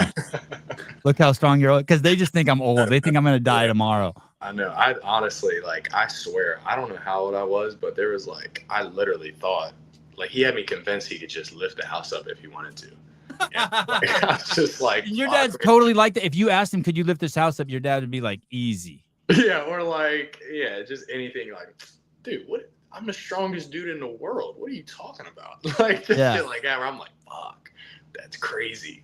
That's absolutely nuts. But yeah, I'm pumped. It's honestly, but it is super freaking trippy though. Cause I'm the first, obviously I'm the oldest in my immediate family. So I'm the first, it'll be my parents' first grandbaby. It will be my grandparents' first great grandbaby. Oh. So none of my cousins, I got a million cousins. None of them have it. None of them have any kids. So you feel good. You're bringing a gift to the family. Yeah, it was honestly when I found out that we were having a baby, it was I immediately went back to oh my God, my 18-year-old self, oh my God, I'm too young. Holy fuck. Fuck. Dude, I did that at 43. I did that at 43. I was like, what the fuck? I was like, fuck, I can't tell my parents. Kind of just I'm in the NFL. I can't tell my parents. Yeah, exactly. And then I just, but everybody's super excited, and it's been exciting so far. And honestly, now I'm just kind of ready to get the baby out of the belly, just to make sure that goes all good, and then freaking rock out from there. But yeah, super pumped, because I guess a lot of people have kids, and I guess it is stressful, and it still is stressful. But thankfully enough, I'm in a pretty good spot with everything that I can really just enjoy it and just try to have the best time that I can with it. Hey, you know what you're really stoked about is that you have grandparents you can trust. And so absolutely, yeah, absolutely. How good does it feel knowing you can just always, does your lady like your parents? Oh yeah, and her parents are great too. So it's it's a pretty sweet deal. Yeah, you can just leave your baby with your mom or your dad anytime you want. That's beyond, and it's not just that you trust them. Your kid's going to flourish with your mom and dad, with Casey and Travis. They're going to flourish. They're going to learn shit. They're going to be treated well. Your dad's going to fucking put them through the same ringer he put you through. Yeah. Oh, is your dad just beside himself? I wonder if this is gonna change him. Yeah, well, he's like, you know, initially like, oh, there you go, fucked everything up. You know, Really? Oh, you know, like yeah, I that, could but see him not do in that. a Yeah. real, not ever, I know like, how not he in does a it. real way, but yeah, he's gonna. I mean, he loves kids. He's told me if he had all the money in the world, he just would have kept having kids. So, Yeah. he's gonna be great. And then obviously Ezra and Diem and Valen, they're all freaking old. They're older now too, so they're beside themselves as well. It's just everybody's just so excited, and which has been pretty neat. It's kind of interesting. He clearly, the whole time I knew him, as much as he had fun with everything he was doing, everything he did was clearly for the family. Like at the end of the day, he wouldn't, if he didn't think he could win money, he wasn't arm wrestling for fame or stature, for trophies. He was doing it to fucking bring money home, meet someone, open up another opportunity. You know what I mean? Like he's always on the look for opportunities so he can figure out ways to bring things back to to his village. Yeah, nah, absolutely. Yeah, and really, honestly, since this whole thing has been, I really just, especially with like him, I mean, it was just like, it's just been so crazy thinking about his parental situation and just like how he just flipped that. And he was young when he had you, right? Yeah, right. Even I just been thinking about his situation with his dad and just how, you know, horrible of a situation that was. And dude, he was fighting for his life, dude. I mean, it is disgusting to think. It's honestly kind of just makes me want to beat the shit out of my granddad. Did you meet your granddad? Yeah. You did? He was in relatively rough shape by the time I was meeting him and seeing him. When I met him, he was in rough shape too. I think he had diabetes or something. He was something was going on. But just, I mean, the dude lived like a couple miles away and was, I mean, I guess killing it in a sense as much as you could back in the day in Charlestown, West Virginia. But just to think my dad didn't have running water until high school is just, I mean, it makes me want to fucking stab somebody in the freaking stomach. It's just crazy to think about. But yeah, I think that probably just molded him into being the dad that he was, honestly. Yeah, survive. I mean, he's a fucking survivor. Survive by any means necessary. Yeah, probably why he's such a pimp now. Nobody can tell him shit. Yeah, and the hustle's crazy. Hey, is your dad for a quote unquote helicopter dad? I also see your dad is not very controlling. Is he controlling? Like, Nah, I wouldn't. Nah, I wouldn't say he's more manipulative than controlling. Like he's psychologically he's just trying to always hook up the people he loves with opportunities that will help them. That's always how I've always saw it. I mean, he's never made me do anything that wasn't helpful to me. Yeah, you don't look back and be like, "Damn, Dad made me do that. That was stupid." Yeah, like, oh, Dad made me do this dumb shit that helped me in no way, shape, or form. I mean, my dad helped me have a relationship with you, which is awesome. He helps me. He helped me have a relationship with you, which is even more awesome. Yeah, he helped me. You know, he's helped me with and even things that I was like, oh my God, what did I get myself into? Like 25.3, figuring out I got to do that workout. It's like, oh my God, no, Dad, what did you say? What the fuck? And then it's like, it ends up being the coolest fucking thing ever. Like, you know, I got to test my fitness against the best, and it was like the hardest thing ever. And now I tell that story all the time. So just little stuff like that, or even just like, hey man, there's this kid coming to town. I know you got shit to do today, but you know, you should train this kid. And then it's like, I'm 19 years old. I just made $50. So it's like, damn, there we go. Let's go. And I wouldn't. Yeah. I mean, I'd rather have a helicopter dad than a regular dad. That's for sure. How old's your lady? She is 26. No, she's 27. She just turned 27. And does she like do you have to, like, you're obviously not normal. Your schedule's not normal. The amount of attention you have to give yourself is not normal. I think of it as this way, like you see a bald eagle, right? And it's flying, it's doing bald eagle shit, grabbing huge salmon, building a 10 fucking foot diameter nest. It's doing bald eagle shit. And so everyone's like, I want a bald eagle. and then you catch that bald eagle and you put it in your fucking cage at home, and you're like, it doesn't do bald eagle shit, right in the cage. Is that? Yeah. Does she know that? Like, does she know that you're a bald eagle and that you have a bald eagle phase? Like, we've had all these conversations, and I think, she's been super helpful and super understanding, and even like along those lines of like her saying like that she is a little intimidated by just all of it, all of it, like her feeling like she's good enough or stuff like that. And which it's funny because I don't see myself as like somebody that would call somebody else to maybe think like that. So there's been a little bit of those conversations as far as that goes. But she loves it all. She loves that I told her I was getting on this podcast. She was super excited, saying she couldn't wait to watch. And really, she's never even for a second tried to hold me back in any way, shape, or form. So it's been great. And she's a freaking specimen too. I mean, her dad got picked up in the MLB out of high school, and she's a nurse and she's killing it. So she's a stud too. So, but she got her own shit going on. Yeah, she's a beast. Well, now she got a baby. Yeah, she's a beast. So let me give that one as a real world example. So, not thinking you're good enough. Like, there's times when it's like, I can't hear my wife's insecurities, right? Mm-hmm. Like, hey, now's not the time. You got to push that one down. You got to suck it up. Like, we're going into battle, or we're doing this. Like, that's the thing. Yeah, there's a lot of things I got to just, And that's hard. That's hard because you're supposed to be there for your mate. So let's say we go, I'll give you a real, oh, that's cool. Nice slow-mo. Yeah, dude, I can't imagine. I totally, and what she's saying isn't like out there. Like, you understand that perspective. Yeah. But like, I can't be going over, let's say I'm going to my boss's house, right? And she's like, hey, I think they hate me. I'm like, hey, dude, are you out of your fucking mind?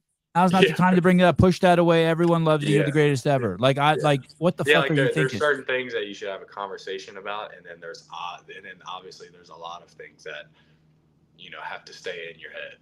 I think. Just until the timing's right. Like, wait till the off season. Make a list. Push it down. Yeah. Like but that's hard to ask of someone.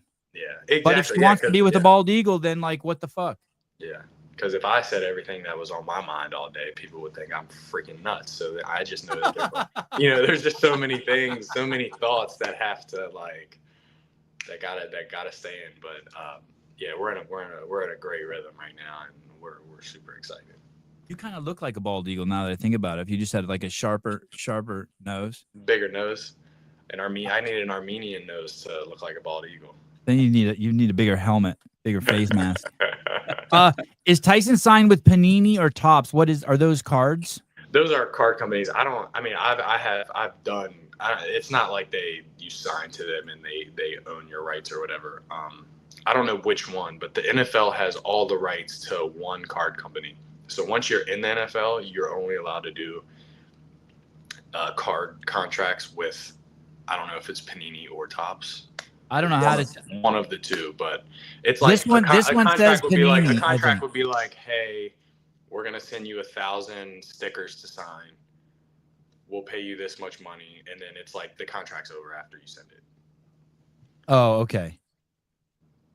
But yeah, I've done. I mean, they always say that the next most money that you'll make as a player is with the card companies. So no shit. Yeah, people love those. People love trading cards. Is anyone in your group on top of that? Like, does your dad follow that, or is like someone like become like an expert in that? My agents are usually the ones that they're the middleman between the card companies and myself. And one of my agent, Greg Thompson, he always is looking for something maybe that he can find online, and is telling me what some of these cards are selling for, and it's a pretty cool little world that people freaking seem to love. When you went to Sarah's house in Newport, did you meet her husband? I didn't get. She was out of town, so I didn't even get to see her at all. But first off, I mean, that was the best. That was the coolest freaking place I've ever been in my life. Great spot, right? Ever in my life. You've been there. You've been there? I go there 2 or 3 times a year for like 2 weeks. It's funny. And my kids love it. I logged in. Yeah, I mean, how about you go on that deck and you're on top of like the most popular fucking place ever, just looking down. I'm like, this is unbelievable. Yeah. It was definitely the coolest place I've ever stayed. But I went to log into I wanted to log into YouTube. I think Hiller had just like posted a video or something, and Haley, it said Haley Matosian, and then or I could log into mine. But I guess she was logged in. She had logged into a YouTube thing at one point. So I was like, oh man, no shit. Savannah and them definitely been here. This is awesome. I think probably all our shits there are Amazon, all our shits probably are Netflix. We probably left it all. Every Airbnb we go to, we forget to unlog. It is the greatest. That was freaking. That worked out so perfectly. That was awesome. Sarah's the best. And it's killer because you can. So go back to that. So you didn't meet her husband because I think her husband he owns or is a partner in like a super high end card shop. And obviously, as you could tell by Newport Beach, it's rich as fuck. Oh yeah. Big so money. you didn't meet him, huh? No, I didn't get to meet either of them, but they did probably about as good of a job of hooking me up without meeting face to face as they possibly could. But it was a quick trip. They gave me all the instructions, and yeah, that freaking place I couldn't even believe it. It was so perfect. Do you have a place to stay when you go to Albany? I think probably a hotel room or something like that. Oh, dude, hold up. Talk about that trip. So hold up. I'm in. What, it's Venice Beach, right? Or no. Newport Beach. Yep. So one day we go to the beach, right? I had thrown with my teammates earlier that day. Then the kind of rest of the day, me and Peyton were just chilling. And wait, where did you throw with them? We threw. It was like 40 minutes down the road at Harvard Westlake High School. Okay. The Chicago Bears just show up to a high school field and just throw the old pigskin around? Yeah, Caleb orchestrated it. He had like the hookup at this spot, and they let it. I mean, it's not like a normal high school. I mean, this place is unbelievable. Was it informal, the meeting? Did he just send out an email to everyone? Yeah, this is player only. We're not allowed to even mess with the coaches during the summer. Wow, okay. So, yeah, we went out there, and the rest of the day, the rest of the day we were chilling. The rest of the day we were chilling. So I'm like, all right, we'll go to the beach, right? I'm gonna try to get this. I always do like the same workout the first day at the beach for like the last 6 years, right? And I don't need no equipment, nothing. I'm like, all right, let's do this. And then we'll go. Then we'll sit down, chill, and I'll do this workout, and then we'll go get something to eat. And so it's really just 2 cones, 30 yards apart.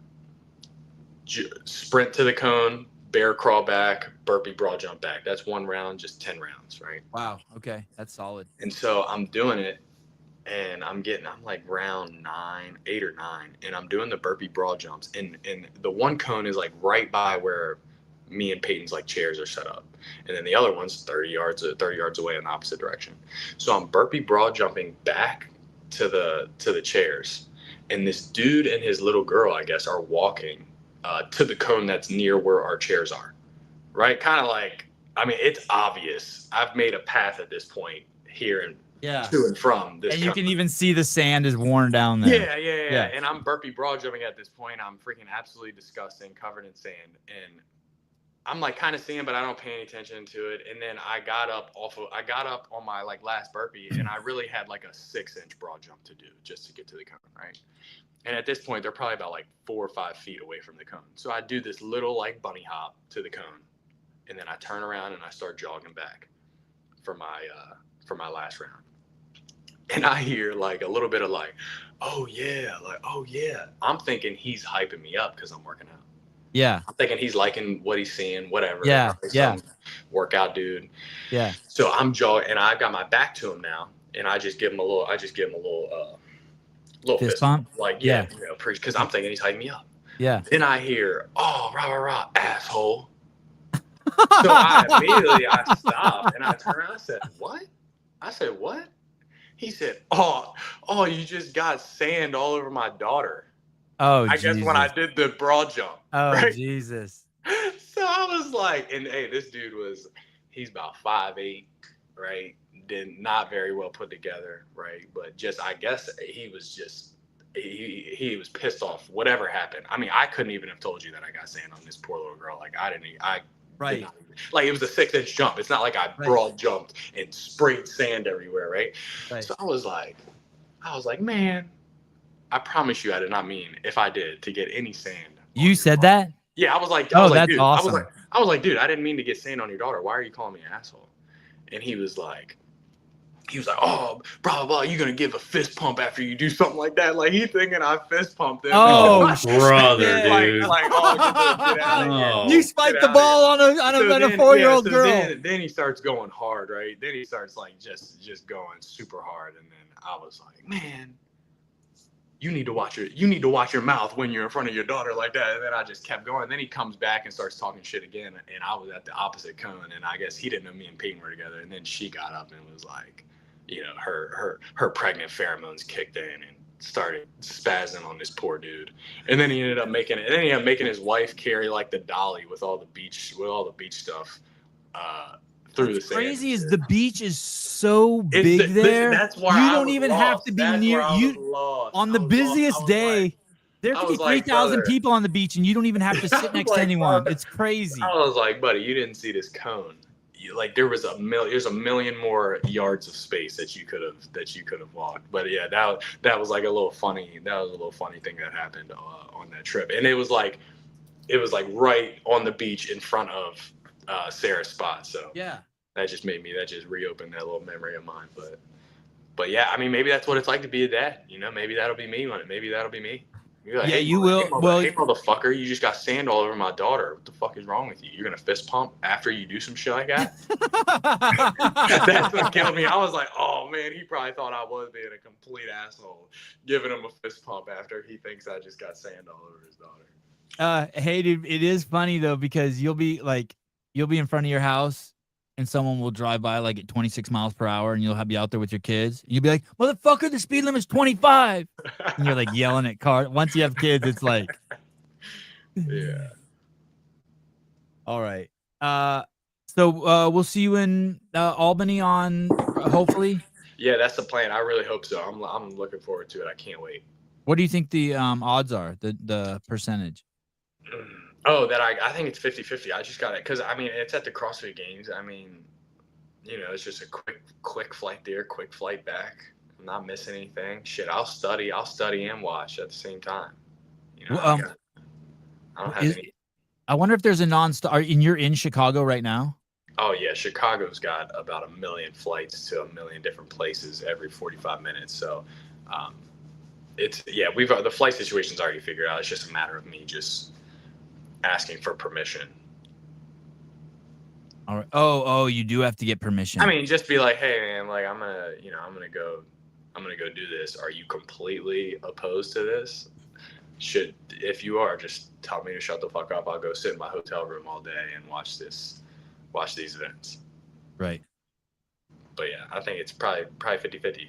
But I'm really hoping. I'm excited. Preseason, people can watch preseason. They preseason's on like the networks and Amazon and all that shit. Yeah. All right. Hey, dude, thanks for coming on. I can't wait to see you in a couple of days. What a fucking treat it is to be able to go out there, do the CrossFit Games, and hang out with you a bit. Yeah, let's go. Can't wait. Appreciate you, Sevi. Yeah, before you go, what was the ad of the dude that wanted to buy your socks for science? Oh, no, poor guy. He's killing. See you guys. All right, later, brother. Tyson Bagent. That was my best conversation with him. I was the most settled. He's got all sorts of energy. Yeah, he's cool. I so hope I get to meet this dude, Mr. Schweitzer.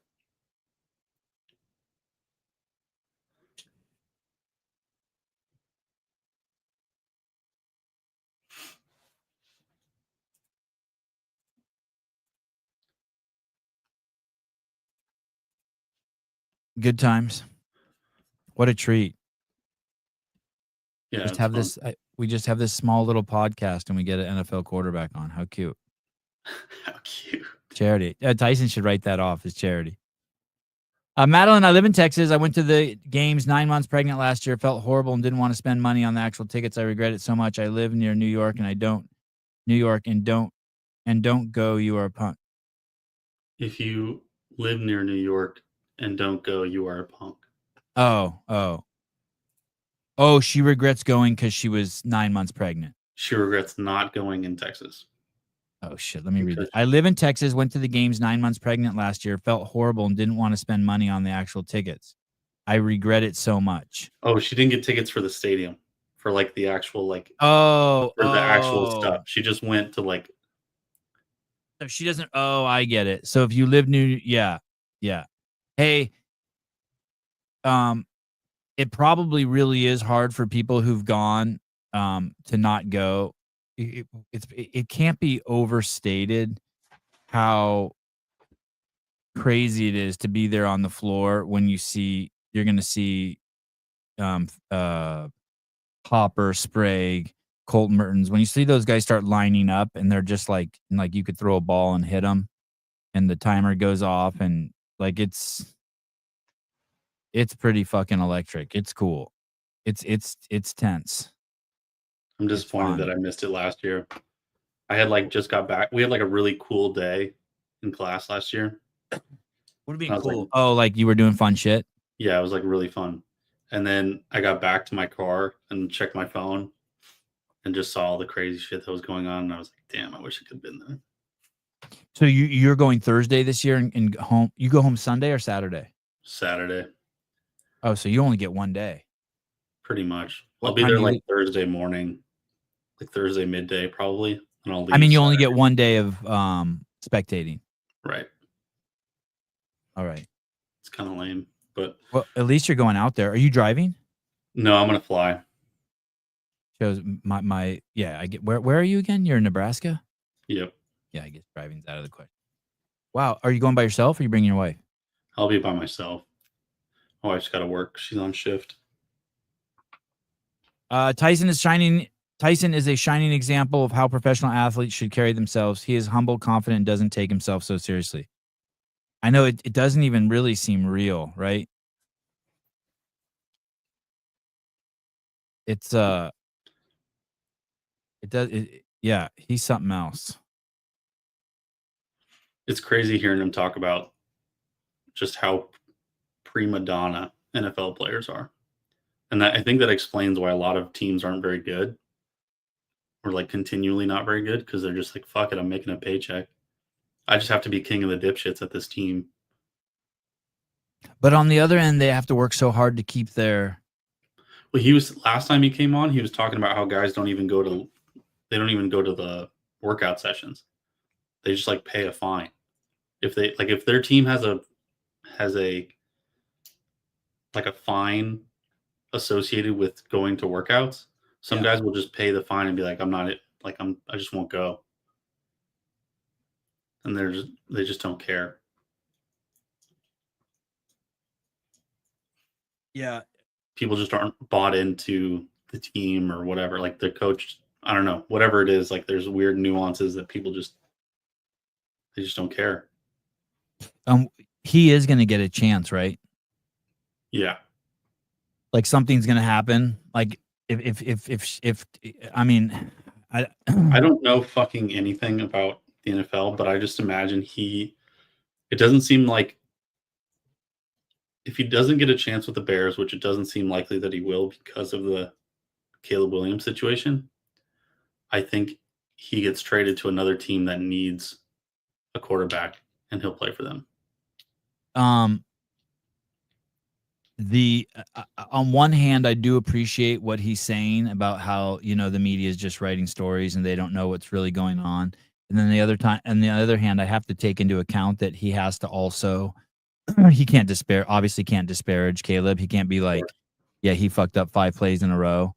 But dude, the detailed reports coming out of what a shit show Caleb is pretty it's pretty crazy.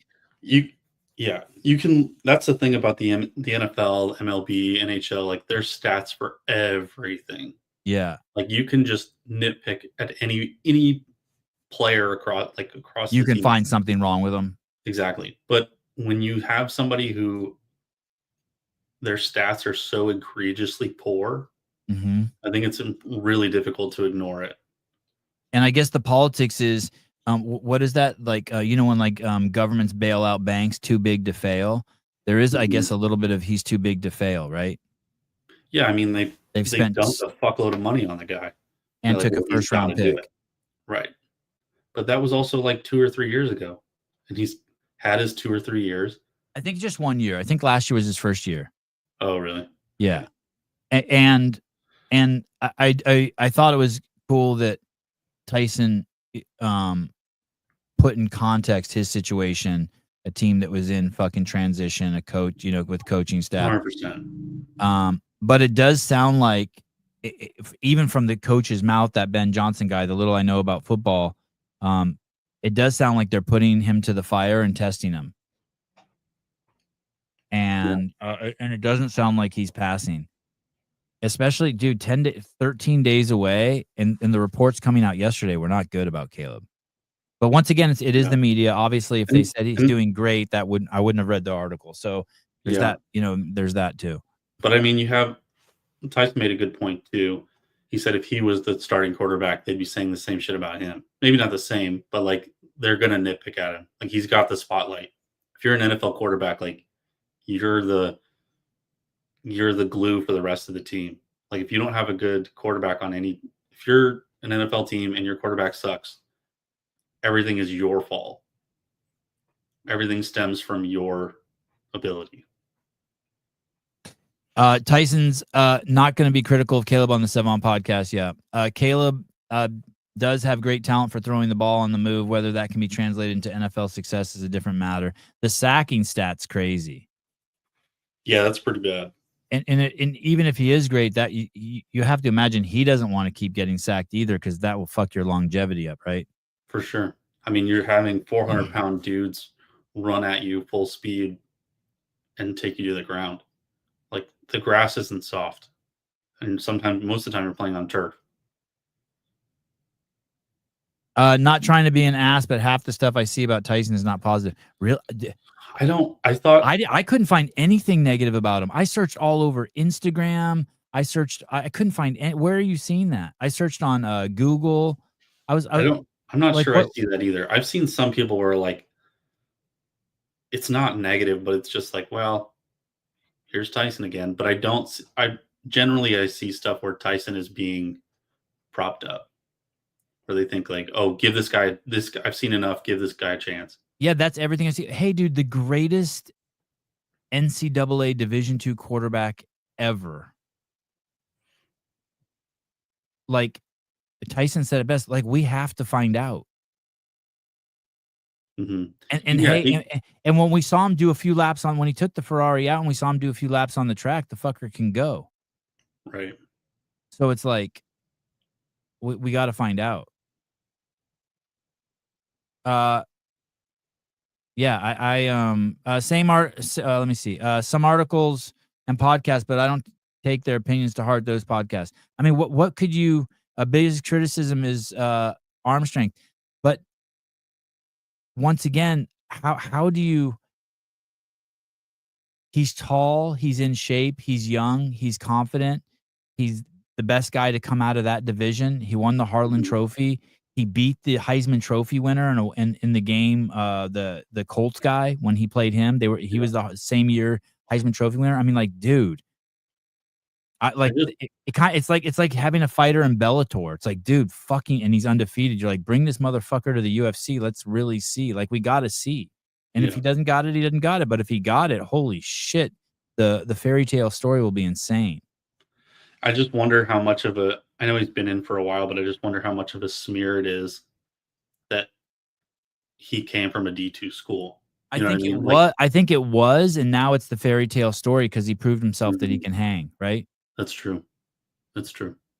And I didn't see the Hard Knocks, but everyone told me he stole the show in that the cameras loved him. Oh yeah, we should have asked him about that. I liked that. That was good. He was on a few times. They did a lot of stuff on Caleb, but I mean, Pat Lange, head-to-head QB play means nothing. You're playing the defense, not the QB. I understand, but it's still a great story. It's part of the story. I mean, you are playing against the other quarterback because you have to be better than them. It's You have to be it's better cool. at them at playing against the defense. Yeah, okay, fine. Fuck you, Pat. You don't know what you're talking about.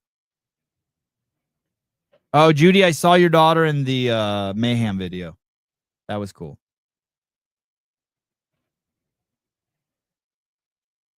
He'll be a great coach down the road. People, he's being respectful to Caleb. People say he's an ass. I don't. That Caleb's an ass. He just seems he's definitely an odd duck. A lot of people don't know anything about don't know about football, but certainly don't listen to a lib. Fair enough. Sorry, Pat. You're out.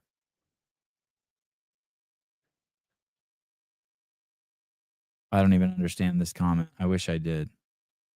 I don't know what that means either. Do they have remote control car racing? I want to get into that. They definitely do. That shit's awesome. All right,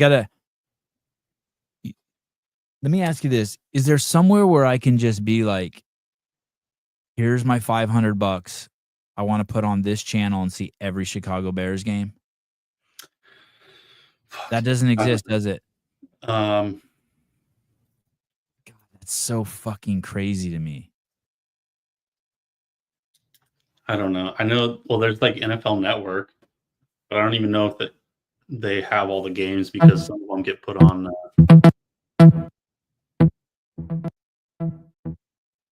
I tried to do the NFL. Hey, Pat, if you have to explain your comment, and with another comment, you're fucking retarded and the joke wasn't funny and nobody understood it. Madeline's, Sebi, you nervous to fly across the country? I don't want to talk about it. I don't want to talk.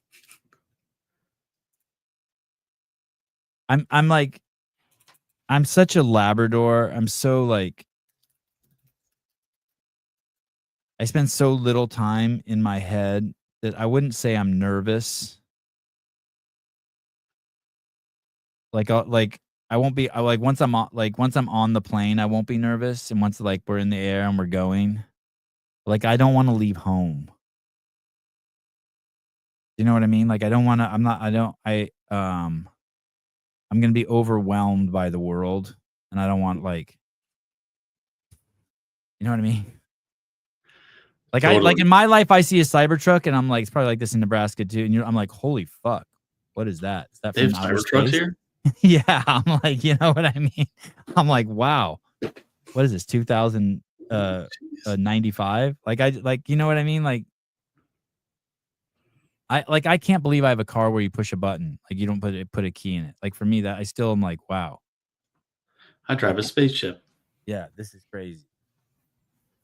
No, I don't have any fear of like flying or anything like that. I just don't want to leave home. I just like I woke up this morning and like watered plants at 5:50 in the morning. You know what I mean? Like I'm doing and I'm flying Delta and I like Delta and I'm flying with Susan. I like that. And then my wife, I'm excited. Like little things excite me. My wife said she rented like a nice, like luxury SUV for us to drive to Boston in. And I get to see Jenny. And then I go to the house and I get to see Taylor and Bryson and Caleb and Rio. I'm excited about all that. I'm excited to see Hiller, Dave. I'm excited to see Travis. I like all that shit, but I just don't want to leave. I can't. They do the games by my house or something. Like, why not just do it at the ranch every year? Yeah, that'd be cool. Yeah, I'll buy like a little house near the so it's like 20 miles closer to the ranch. I get it. I'm a homebody too, and only like to travel with my family. Yeah, like. Yeah, I just don't want to leave. And my wife's asking me questions that are like, my wife's like, hey, so when you're gone, we're thinking about going visiting some friends, and it's like 3 hours away. And like that's another thing. Like, and I don't realize that until she asks me that stuff. Like, I want to know that my kids are like, I wish I could just, if I could, I would just lock the gates at the Three Plain Brothers mansion, and they would just be stuck in here the whole time I'm gone. You know what I mean? Like, and then no one do anything. Don't move. Just chill. I'd put them in bed, and then I'd tell them not to get out if I could until I came back. Put them in cryostasis for the next week. Yeah. What did you call it? Cryostasis? Like freeze them? Yeah, I'd freeze their shit. Freeze them for a week. Totally. So, does Haley dress me every morning? Close, dude. You guys know me too well. It's very close. Sevi just feels bad trapping people on a plane with his BO. Yeah, it'll be fun. The house is gonna be fun.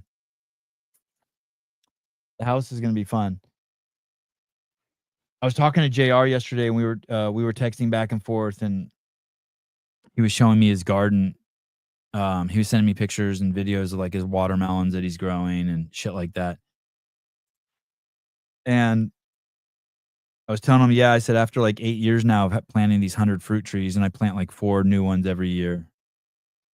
So probably it's like 150, but some die because of gophers and stuff. So I was like, I finally have so much fruit. Like this morning I stepped on plums. I was going to water the cherry tree, and I must have stepped on 10 plums.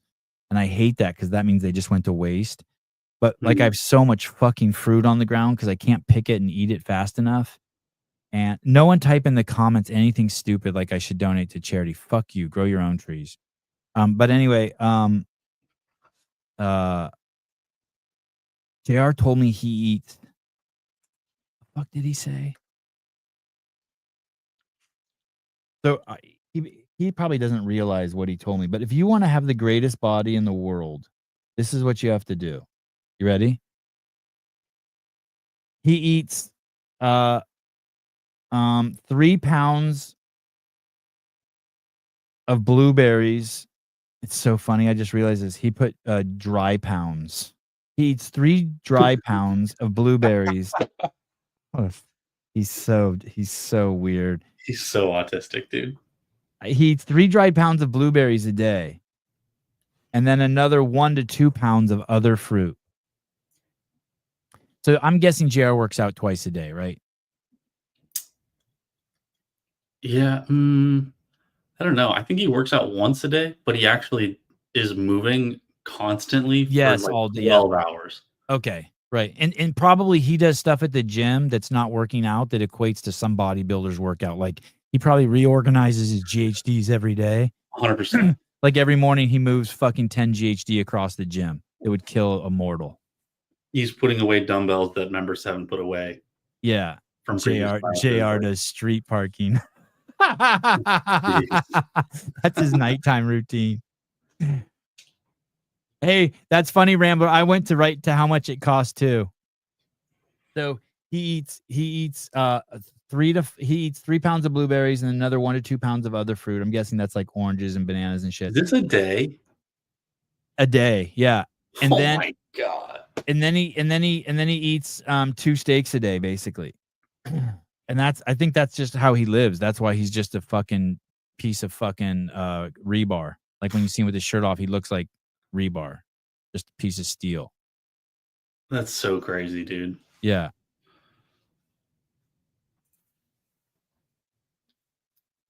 Yeah, he just said he's going to the games. Are you going there, Pat?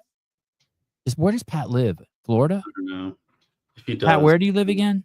Avoiding him at all costs. No, he's cool. You ever watch him on Glinton? Don't you think he's good on Glinton? No. Oh, all right. I don't watch him. Jason says he's constantly jumps up and knocks out pull-ups throughout the day. Oh yeah, he has to keep his pump going.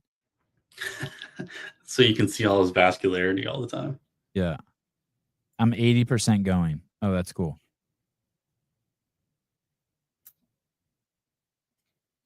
Yeah, exactly. Hey, dude, isn't it crazy? That's what as soon as he told me that yesterday too, I was like, okay, I seriously, I was like, I should stop at Safeway and just get fucking 5 pounds of blueberries. I just want to be like JR. Same. We need a day in the life of JR. Didn't He's very nothing takes precedent over the obligations he has to his kids. So like literally Dave's like this too, but like you could be on the phone with JR and you're mid conversation and like he's driving somewhere. He's like, just got to my kid's school. And then he hangs up. You know what I mean? like everything. All right. My kids just got home, hangs up. Like it's just like, no, I can't do that at 2:00. I'm picking my kids up, or you know what I mean? It's like everything, anytime I've ever like, I can't get what I want from him. It's because kids. He's like he has that priority set.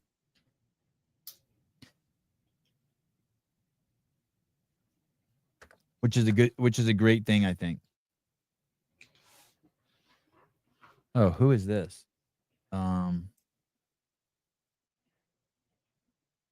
All right. Yeah, I think a lot of people are moving their dates to come to Monday. Really? Yeah, one of the photographers just texted me and said, "Oh, I'm coming in on Monday now." Nice.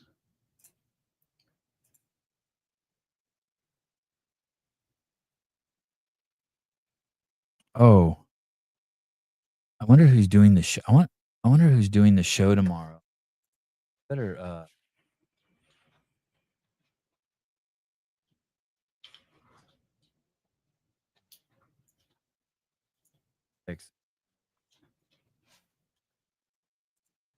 tomorrow.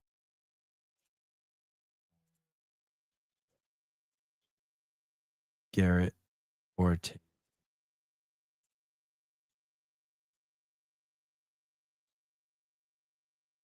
I wonder if Garrett can do it tomorrow morning.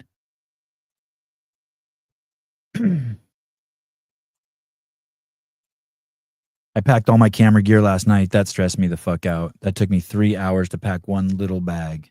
It's a lot of shit. It's not, and I'm paranoid I'm going to forget something. Yeah. Oh shit. If y'all follow Ricky, if y'all follow Ricky the entire games, y'all might be able to put 10-minute video on. Oh, Ricky. That's so not cool. Tyler, how dare you? I don't think Dr. Lance is ever coming back. I don't think he enjoyed himself. I don't know how he's so serious and not more fun with the old Dickster. Hey, were you surprised when that lady, the Medical Society, did you listen to that show? Yeah, I was on it. Oh. I was surprised when she wouldn't just say, no, you shouldn't drink Coke. Coke's bad for you. I don't understand it. Why they don't just say that? What's the point? And then when I had Tom McCoy on, her counterpart, I was kind of surprised. I asked him also, like, hey, can you be fat and be healthy? And he didn't just come out and say that either. Didn't she say some shit like, well, it's the whole mental health aspect, sometimes you need like a quick soda or something. Like, yeah. What? Like, yeah, like where do you draw the line on that? Like, hey, like I'm trying to think of other things that are bad for you, like shooting up heroin. Yeah, like let's go somewhere crazy. Raping someone. Hey, isn't rape bad? Well, it depends on your mental health. Like what? What? No, it's bad. Is it or is it not bad? There's a lot of shit that we consume that's bad for us. Yeah, I'm by no means am I suggesting anyone's perfect and that everyone, but you could be honest with yourself. Yeah, you can delineate what is and isn't good for you. Yeah. Yeah, all that. Yeah, But we all but fucking know that. but coke is a serious coke is like yeah, that's bad for you.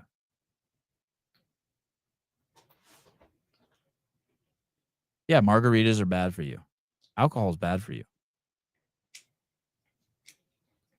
I'm eating cantaloupe now. Cantaloupe is the leading cause of the spread of salmonella in the United States. Eggs get a bad rap, but it's really cantaloupe.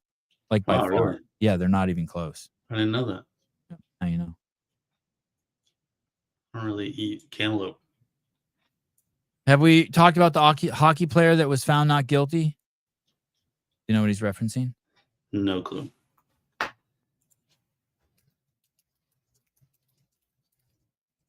The real Matthew, missed you this week, buddy. That one was right in your wheelhouse. A member got a high cholesterol report, and she was going to be put on meds. I told her to cut back on the soda from 6 bottles to 1.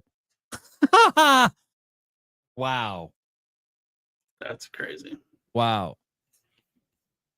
Michael McLeod, Alex. Oh, these are Catherine David's daughter's husband's friends. These are Brock Lesnar's friends. He was on this team. There were 22 guys on the team in 2006, and they got charged with raping someone. Michael McLeod, Alex Formenton, Dylan Dube, Carter Hart, and Cal Foote were each found not guilty this week of sexually assaulting a woman in a hotel room after a hockey Canada Gala in 2018 to celebrate team's World Junior Championship victory. Can you click the article? I want to see it. Damn, David, you're on it. The woman known publicly as just EM. Oh, they were all in the courtroom.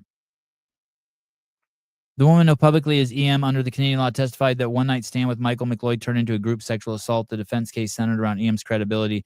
She spent 9 days testifying in the witness box. Wow. Carter Hart was the only one to take the stand in his defense.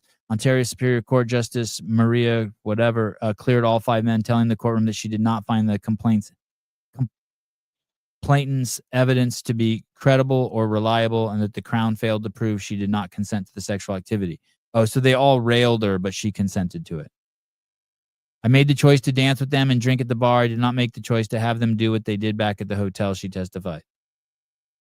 You went back, you got drunk with 5 guys and went back to their hotel room? Bold move. Yeah, don't do that. Sevi's defending them. Rape. No. I'm not. I'm not defending rape. I'm telling you what I would tell anyone. Don't get drunk with someone and have them in your hotel room. Years of speculation regarding the allegations fueled by a lawsuit settlement, parliamentary hearings, and revived investigations by the police in Hockey Canada. Police investigation. Wow. So did they? God, wouldn't you like to hear that testimony when they asked that guy? So did all of you plunge her with your cock? Yes. Hockey Canada executives told the House Commons committee that the organization has paid $9.8 million for sexual abuse settlements to 21 complainants since 1989. That's a $500,000, $500,000 each, $400,000 each. Wow, those dudes must have been so stressed out. Yeah. The articles I was reading is like, and it doesn't surprise me. That it's not uncommon for these guys. They travel the country together, 22 of them playing hockey, and that it's kind of a rite of passage to rail the same girl in the room together. I was gonna say, isn't that like their shtick? Like that's their initiation onto the team or some shit. Like I feel like that would be known. Yeah, the articles I read sort of had something like that. That girl's dumb though. I would immediately know their motives. There you go. Smart. You mean if a guy buys you a drink? Yep. And then also introduce you to 4 of his friends. Yeah. Ruin their lives for sure. Just like that other guy, the baseball player. DBE, I would let them rail me for sure. Oh. Yeah, if a guy buys you a drink,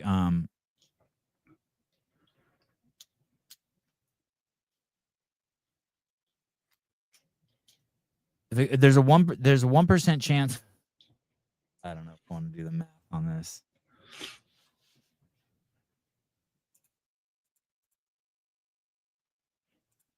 If a guy buys you for it's gonna be horrible if it comes out of my mouth this way. Not Standy's first rodeo. Hey, when you see Bernie, doesn't it look like he's about to fly a plane? Does he look like a pilot? When you see him, what do you see? I see like a pilot, like is he in the cockpit somewhere? No, I see him as like a Star Wars character. Oh, wow. I see it. Wow. I totally see it. Does he get killed? No. Oh, so a legitimate one. Good guy or bad guy? Bad guy. Wow. Holy shit. Oh shit. I was a bartender, Bernie. Guys would try to take me home all the time. Everybody tries to take the bartender home, honestly. Empire Strikes Back.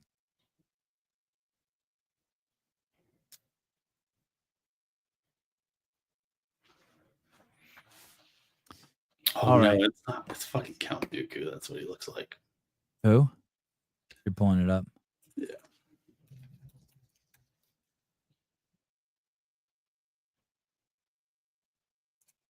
The youngest baby ever was born, set a world record at 21 weeks. That's crazy. And it's alive? Yeah. Oh, that's from Superman. No. Oh, wasn't that guy in Superman? Maybe. I don't In know. this first Superman? He gets put in that glass thing that's like floating in space and they're trapped in there. What's that guy's name? What's that actor's name? Let me find. Bad Guys and Superman 1.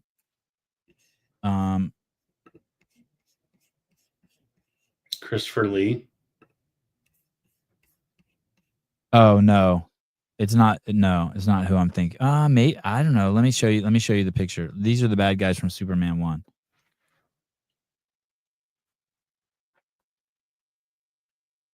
Holy shit, that guy's eyes are far apart. It's probably Bryson's dad.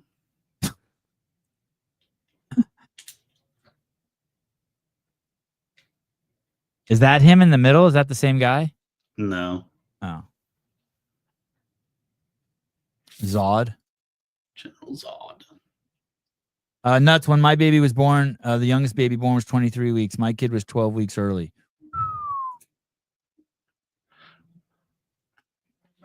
That's wild.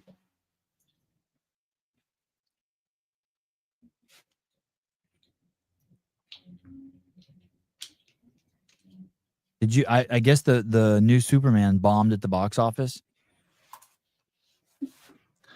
I'm not surprised. I feel like it takes a lot for people to actually go to the movie theaters these days. Like you have to have a really fucking good movie, like Top Gun. Like the new Top Gun brought people to movie theaters. Fantastic Four: First Steps clobbers the Man of Steel to take a box office title. I wonder if I type in Superman box office.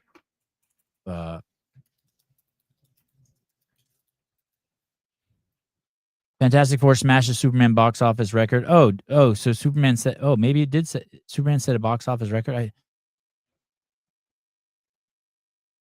The previews for Fantastic Four are horrible. I loved the Fantastic Four as a kid, and I have no interest in seeing it. Superman may have had an early lead on Marvel's first family, but now it looks like the Fantastic Four could still leave the Man of Steel in the dust. DC Superman previously held the record. Record for highest box office sales and Thursday night previews for 2025 with 22.5 million. Now Marvel is reporting the Fantastic Four First Steps sped past the figure with 24.4.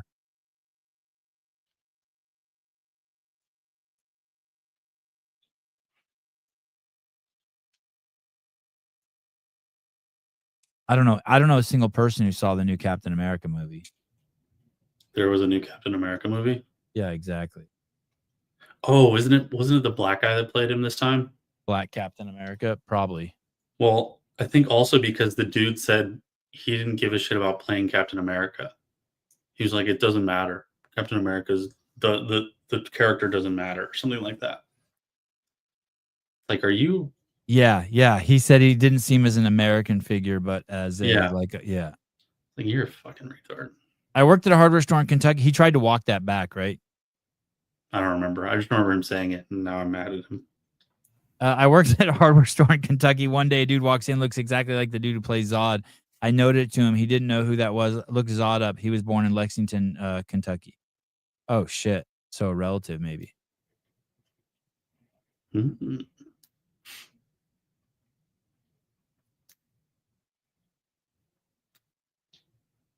I saw the new Captain America movie. Disappointing.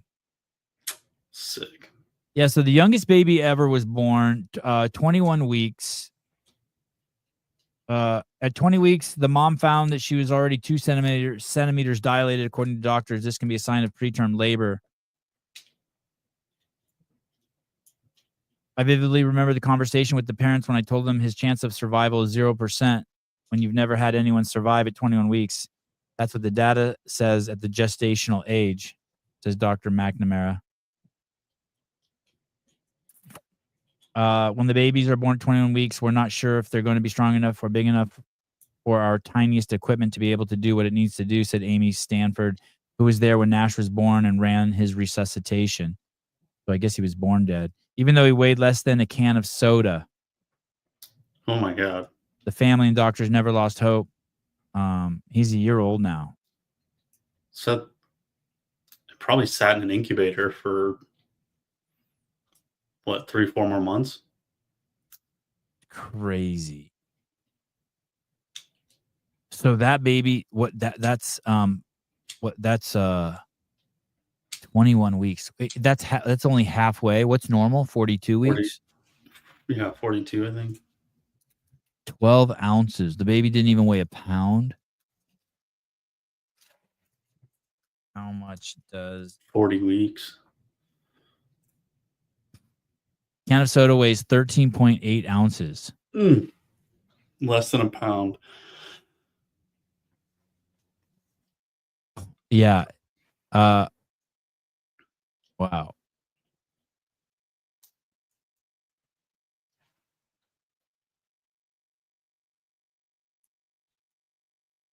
$368 grams. Like a box of blueberries. Can you abort a baby at 21 weeks? God. Generally, abortions are possible at 21 weeks of gestation. While others have enacted bans of or gestational limits at or near the point of fetal viability, which is often considered around 24 weeks. Some states allow abortions up until fetal viability, which is 24 to 26 weeks. 21-week abortions are done through evacuation, D&E. This procedure takes 2 days to complete. Jesus. 2 days? What do you have to do that takes 2 days? Probably go back the second day to make sure you suck all this shit out, right? Wow, Google offered up how to terminate a 20-week fetus. Oh, what? That's Don't talk to your doctor. Just listen to AI. Hey, does that mean that that's one of the most Googled things? If they opt for that up? Yeah, it's in the people ask section. Wow. Probably. Damn.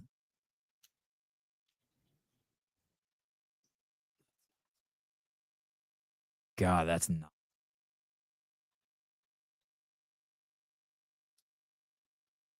You're on a list now, Sevi. I think we've been on a list for a while. Hey, you know what? I saw the other day that Sean Ryan is a plant. How? That he's government run, government owned. That the Sean Ryan podcast is a psyop. So because he worked for the government, now he just keep tabs on him. I started asking around to like my friends who were in that. Like, I think I saw Ryan Dawson said it first. Okay. And then I started asking around. He hates the government. David Weed, CIA.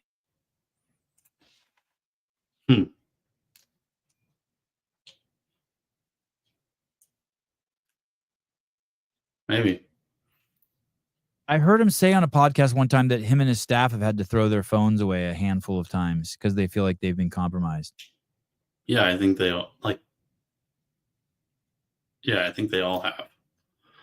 I don't remember why, but I feel like they've done it a few times. They also started using like their own network of stuff. From what I understand, they're very paranoid. As soon as someone questions Trump, MAGA makes them a scapegoat. It's not the MAGA people who say that, dude. It's your people. It's the libtards. It's the Jew-hating libtards.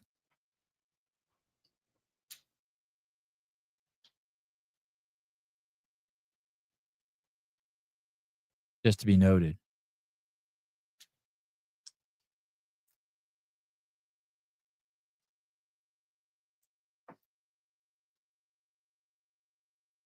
Here you go, David. I dedicate this one to you, buddy. Here we go. Taking kids back to school stealing. This is crazy. Mother takes her kids to back to school shopping, but looks to be back to school stealing. This is crazy. This lady in here stealing with her kids. Oh, it's so obvious. Don't touch us. Don't touch us, ma'am. Don't touch us. Don't touch us, ma'am. Don't touch me, my kids. We gotta go. Ma'am, don't touch us. Move, ma'am. Is that a gun? Does she have a gun in her hand? I think it's a purse. Let's just go. Can't walk out here. You can have that drink in this. Come on. We gotta pick it back. Yeah, come. You better go home. You gonna get hurt today. My kids gotta go to school. I gotta do what I gotta do for my kids. I don't care. You better go on. Don't keep that in the car. Go ahead and go. Don't keep trying to get this other bag. Hey, you can't steal. You better go on, girl. I don't care about police. They gonna see your face and you gonna. Hey, see that black mark on her cheek? I think that's a sign of type 2 diabetes. That's one of the, right? I have no idea. Maybe. That's one of the symptoms. Jail. I don't care. Give me this, man. Let it go. Let it go. You better get out of here. Thank you, ma'am. Thank you, ma'am. You better let our stuff go. You better let our stuff go. You better get off my. This lady in here stealing with her kids. I want to see if she had a gun. Oh, it's so obvious. Don't touch us. Don't touch us, ma'am. Don't touch us. Don't touch us, ma'am. Don't touch us. Bro. I don't think that's a gun. I can't. Oh, you can't zoom in. She reached into her purse. Oh shit! Dude. Oh shit! It is. Oh, dude. Oh shit! Oh my God, fuck. dude. She's got a fucking gun. What is she gonna do with that? She's gonna shoot them because she's stealing? Oh my god, that's crazy. She's flaunting a gun. Wow. That's nuts. Fuck. I gotta do what I gotta do. You know, you don't have to show up to school with all those fucking gay ass supplies. You can just show up and they'll give you a notepad. She needed that comforter. Oh, that's right. Oh my god, Ari, it's such a. Yeah, I can feel that. That's what I was packing my camera gear last night. You didn't do that much. What are you talking about? Jesus Christ. What are you talking about? Dude, I was in here for hours. You were? Yeah, scoot this way a little bit. You slide that bag over or something. Try not to spill anything that's in there. Are there any cameras in that one? All right. I don't see any. A Taurus fake salon. That's disgusting. A what? Fake salon says it was a Taurus. Oh, So, like, Oh, It's that's like the kind of gun. It's like the cheapest It looked like a cheap gun. piece of shit. Yeah, in Oklahoma, if someone shows you a gun to scare you, you can use deadly force according to law. I mean, I hope so. Oh, I that hope should- in every state. If you pull a gun on somebody, you should be able to pull a gun and use it. It's a threat to your life. Hey, Avi wants to go to the CrossFit Games with me. Can I go? Do you really think that you could Come get? on, that was 2 years ago. Do you really think that you could get up at 5 a.m., hang out with me until 7 p.m. and just be good the whole time? Like, not like what like, let's say I was You'll out. have to wake me up. Yeah, okay, I don't mind waking you up, but let's say I'm somewhere and I'm filming and it's like a really pivotal scene in the documentary and you're like, Heidi, I have to take a shit. What would we do? Find a bathroom. No, I'm busy. I'm working. I'll find a bathroom. By yourself? Yeah, with Could- Avi. Oh man. So you need a swim buddy to go find the bathroom? Avi. Oh They don't man. get scared. I know he would get scared. You don't get scared. You're the only one who can sleep in the room and walk around in the house with the lights off. Those other two guys, they're scared shitless all the time. Joey, not really though. No, just Avi, just the big brother. Joey just wants to cuddle. Yeah. He's not scared of the dark. He's probably more brave than me. I took Joseph to lunch last week with Greg, and I said, he's like, hey, can I go with you? I said, yeah, but like, hey, dude, like, I don't want you to say to me once, like, can we go or when are we going or any of that shit. You got to be cool and just shut the fuck up and be cool. We were there 30 minutes, and he's like, I want to go. Oh, dude. And then I can't say no to him. I'm like, oh, honey, let's go. So hard. What am I like? I can't say no to you guys. What am I gonna do? That's probably the hardest part about being a parent. Yeah. Just say no. We'll forget about it. Okay. Well, I think when you're 11, you can go. What about Avi? Yeah, Avi can probably go next year. I think. Really? I think. I mean, he's a bad dude now. So then you could go. Wait, how maybe long is that? How long are you gonna be there? it's 3 days of 15-hour work. I stay at home? It's at the Airbnb. Yeah. No, Why not? because I'll be your only parent there. I guess if mom went. Yeah, can all of us go? You know, when Avi was a baby, mom took Avi to the CrossFit Games, but then she watched him. I didn't have to do anything. Did you get yourself dressed this morning? Yeah. Why'd you ask? I do it every day. I don't know if you do it every Because day. you're wearing Argyle and camo. Yeah, because you're mixing Argyle and camo. What's wrong with that? I don't know. It's a lot of shit going on. A lot of like patterns and. If you were gonna wear, I think that a white sweater would go good with those pants. Or It's Sunday. I get to wear whatever I want. all right, Oh, okay. all right, be like that. Mhm. I don't care what it goes with or something. I just wear. Goes with. Who'd you learn that from? I just see people do it. How do you know when to use it? I don't. Oh, okay. What color's your hair? Reddish, brownish. Yeah. Reddish, brownish. Yours is silverish, blackish. What do you think about my hair? Do you think when I shaved my beard, I started looking like a woman? No. What do you think about my upper lip? What's wrong with that? Nothing. Why are you so hostile this morning? Jeez, man. You're very on edge. You're on one today, dude. Did you like me better with a beard or without a beard? Without. Alrighty. Okay. Okay. So how about them Chicago Bears? If you shaved your hair, you would look a lot better. You think I should cut all my hair? You should cut my hair. Yeah, a little bit. Look good. Trim. Didn't you just get a Oh, haircut? never mind. What, Caleb? Didn't you just get a haircut? No, I just shaved my beard. What I should get a haircut, when you have the headphones on, it doesn't really look that. I was gonna cut it for the games. I mean, it's pretty scraggly. It's like all over the place. It's like, 2016 David Hippensteel, but It's curly too. no, I don't have curly hair. Yeah, you do. No, I In the don't. back. No. Caleb, doesn't he have curly hair in the back? A little bit, right? It's more wavy. I wouldn't say it's curly. It's curly. Like it's I a know. flow. He's just saying that because he knows that his mom tells me I have curly It's hair, and I'm like, curly. no, I don't. No, Mom thinks you have curly hair. Well, she's right. Your hair's not any worse than that tiny ponytail you had that one year. Oh yeah, You had a man bun 2 years ago. I forgot about that. Yeah, did you like my man bun? I got used to it.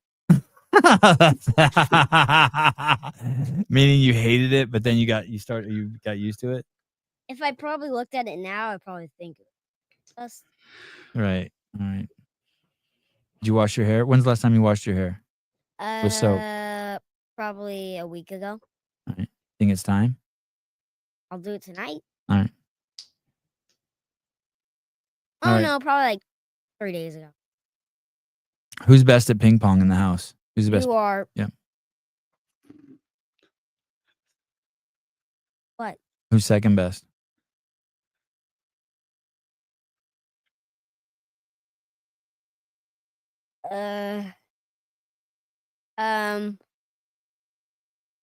Be honest.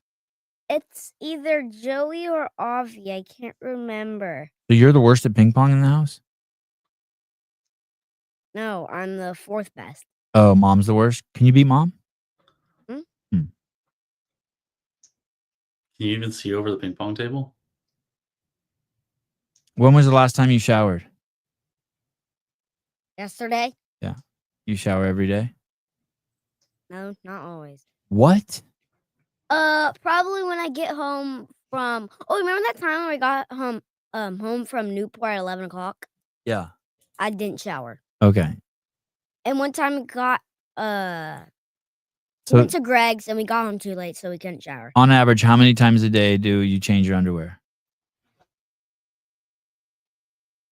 Depends what I have. On average. Okay, if it's like probably Thursday, I change my underwear the most. Probably like 4 or 3 times a day. Yeah, boy. Wow. That's why I like Sunday. I don't have to change anything. So I shower. Ping pong is not for white people. Oh, it's Asians. Hmm. When's the last time you wore shoes in the house? Never. Well, if we're going somewhere, I usually get my shoes on and then walk in the house and just tell you guys hurry up. When do you wait a second? I've never seen you put your shoes on in the house. You barely put your shoes on in the car. Usually we get somewhere. Okay. The other day we went. Don't like shoes. The other day we went to the market and I looked over and you were barefoot in the market. Oh, I just don't like shoes. All right. I don't like shoes either. They're annoying. They are. All right. Thank you for coming on. Wait, I'm still on. Oh. All right, guys. I will see you tomorrow night. Susan and I get in late. We'll do a podcast hopefully tomorrow night late from Albany. It'll be late. I'm guessing 10 p.m. Eastern time. We'll do the podcast. 7 p.m. Pacific Standard Time. Caleb, thank you. Ari, thank you. You missed Tyson Bagent. He was on this morning. Oh, okay. Never heard his voice. Say something very nice and sweet. You're a sweet little boy. Say something nice and sweet. Sorry, I just can't do that. All right. Talk to you guys later. Bye-bye.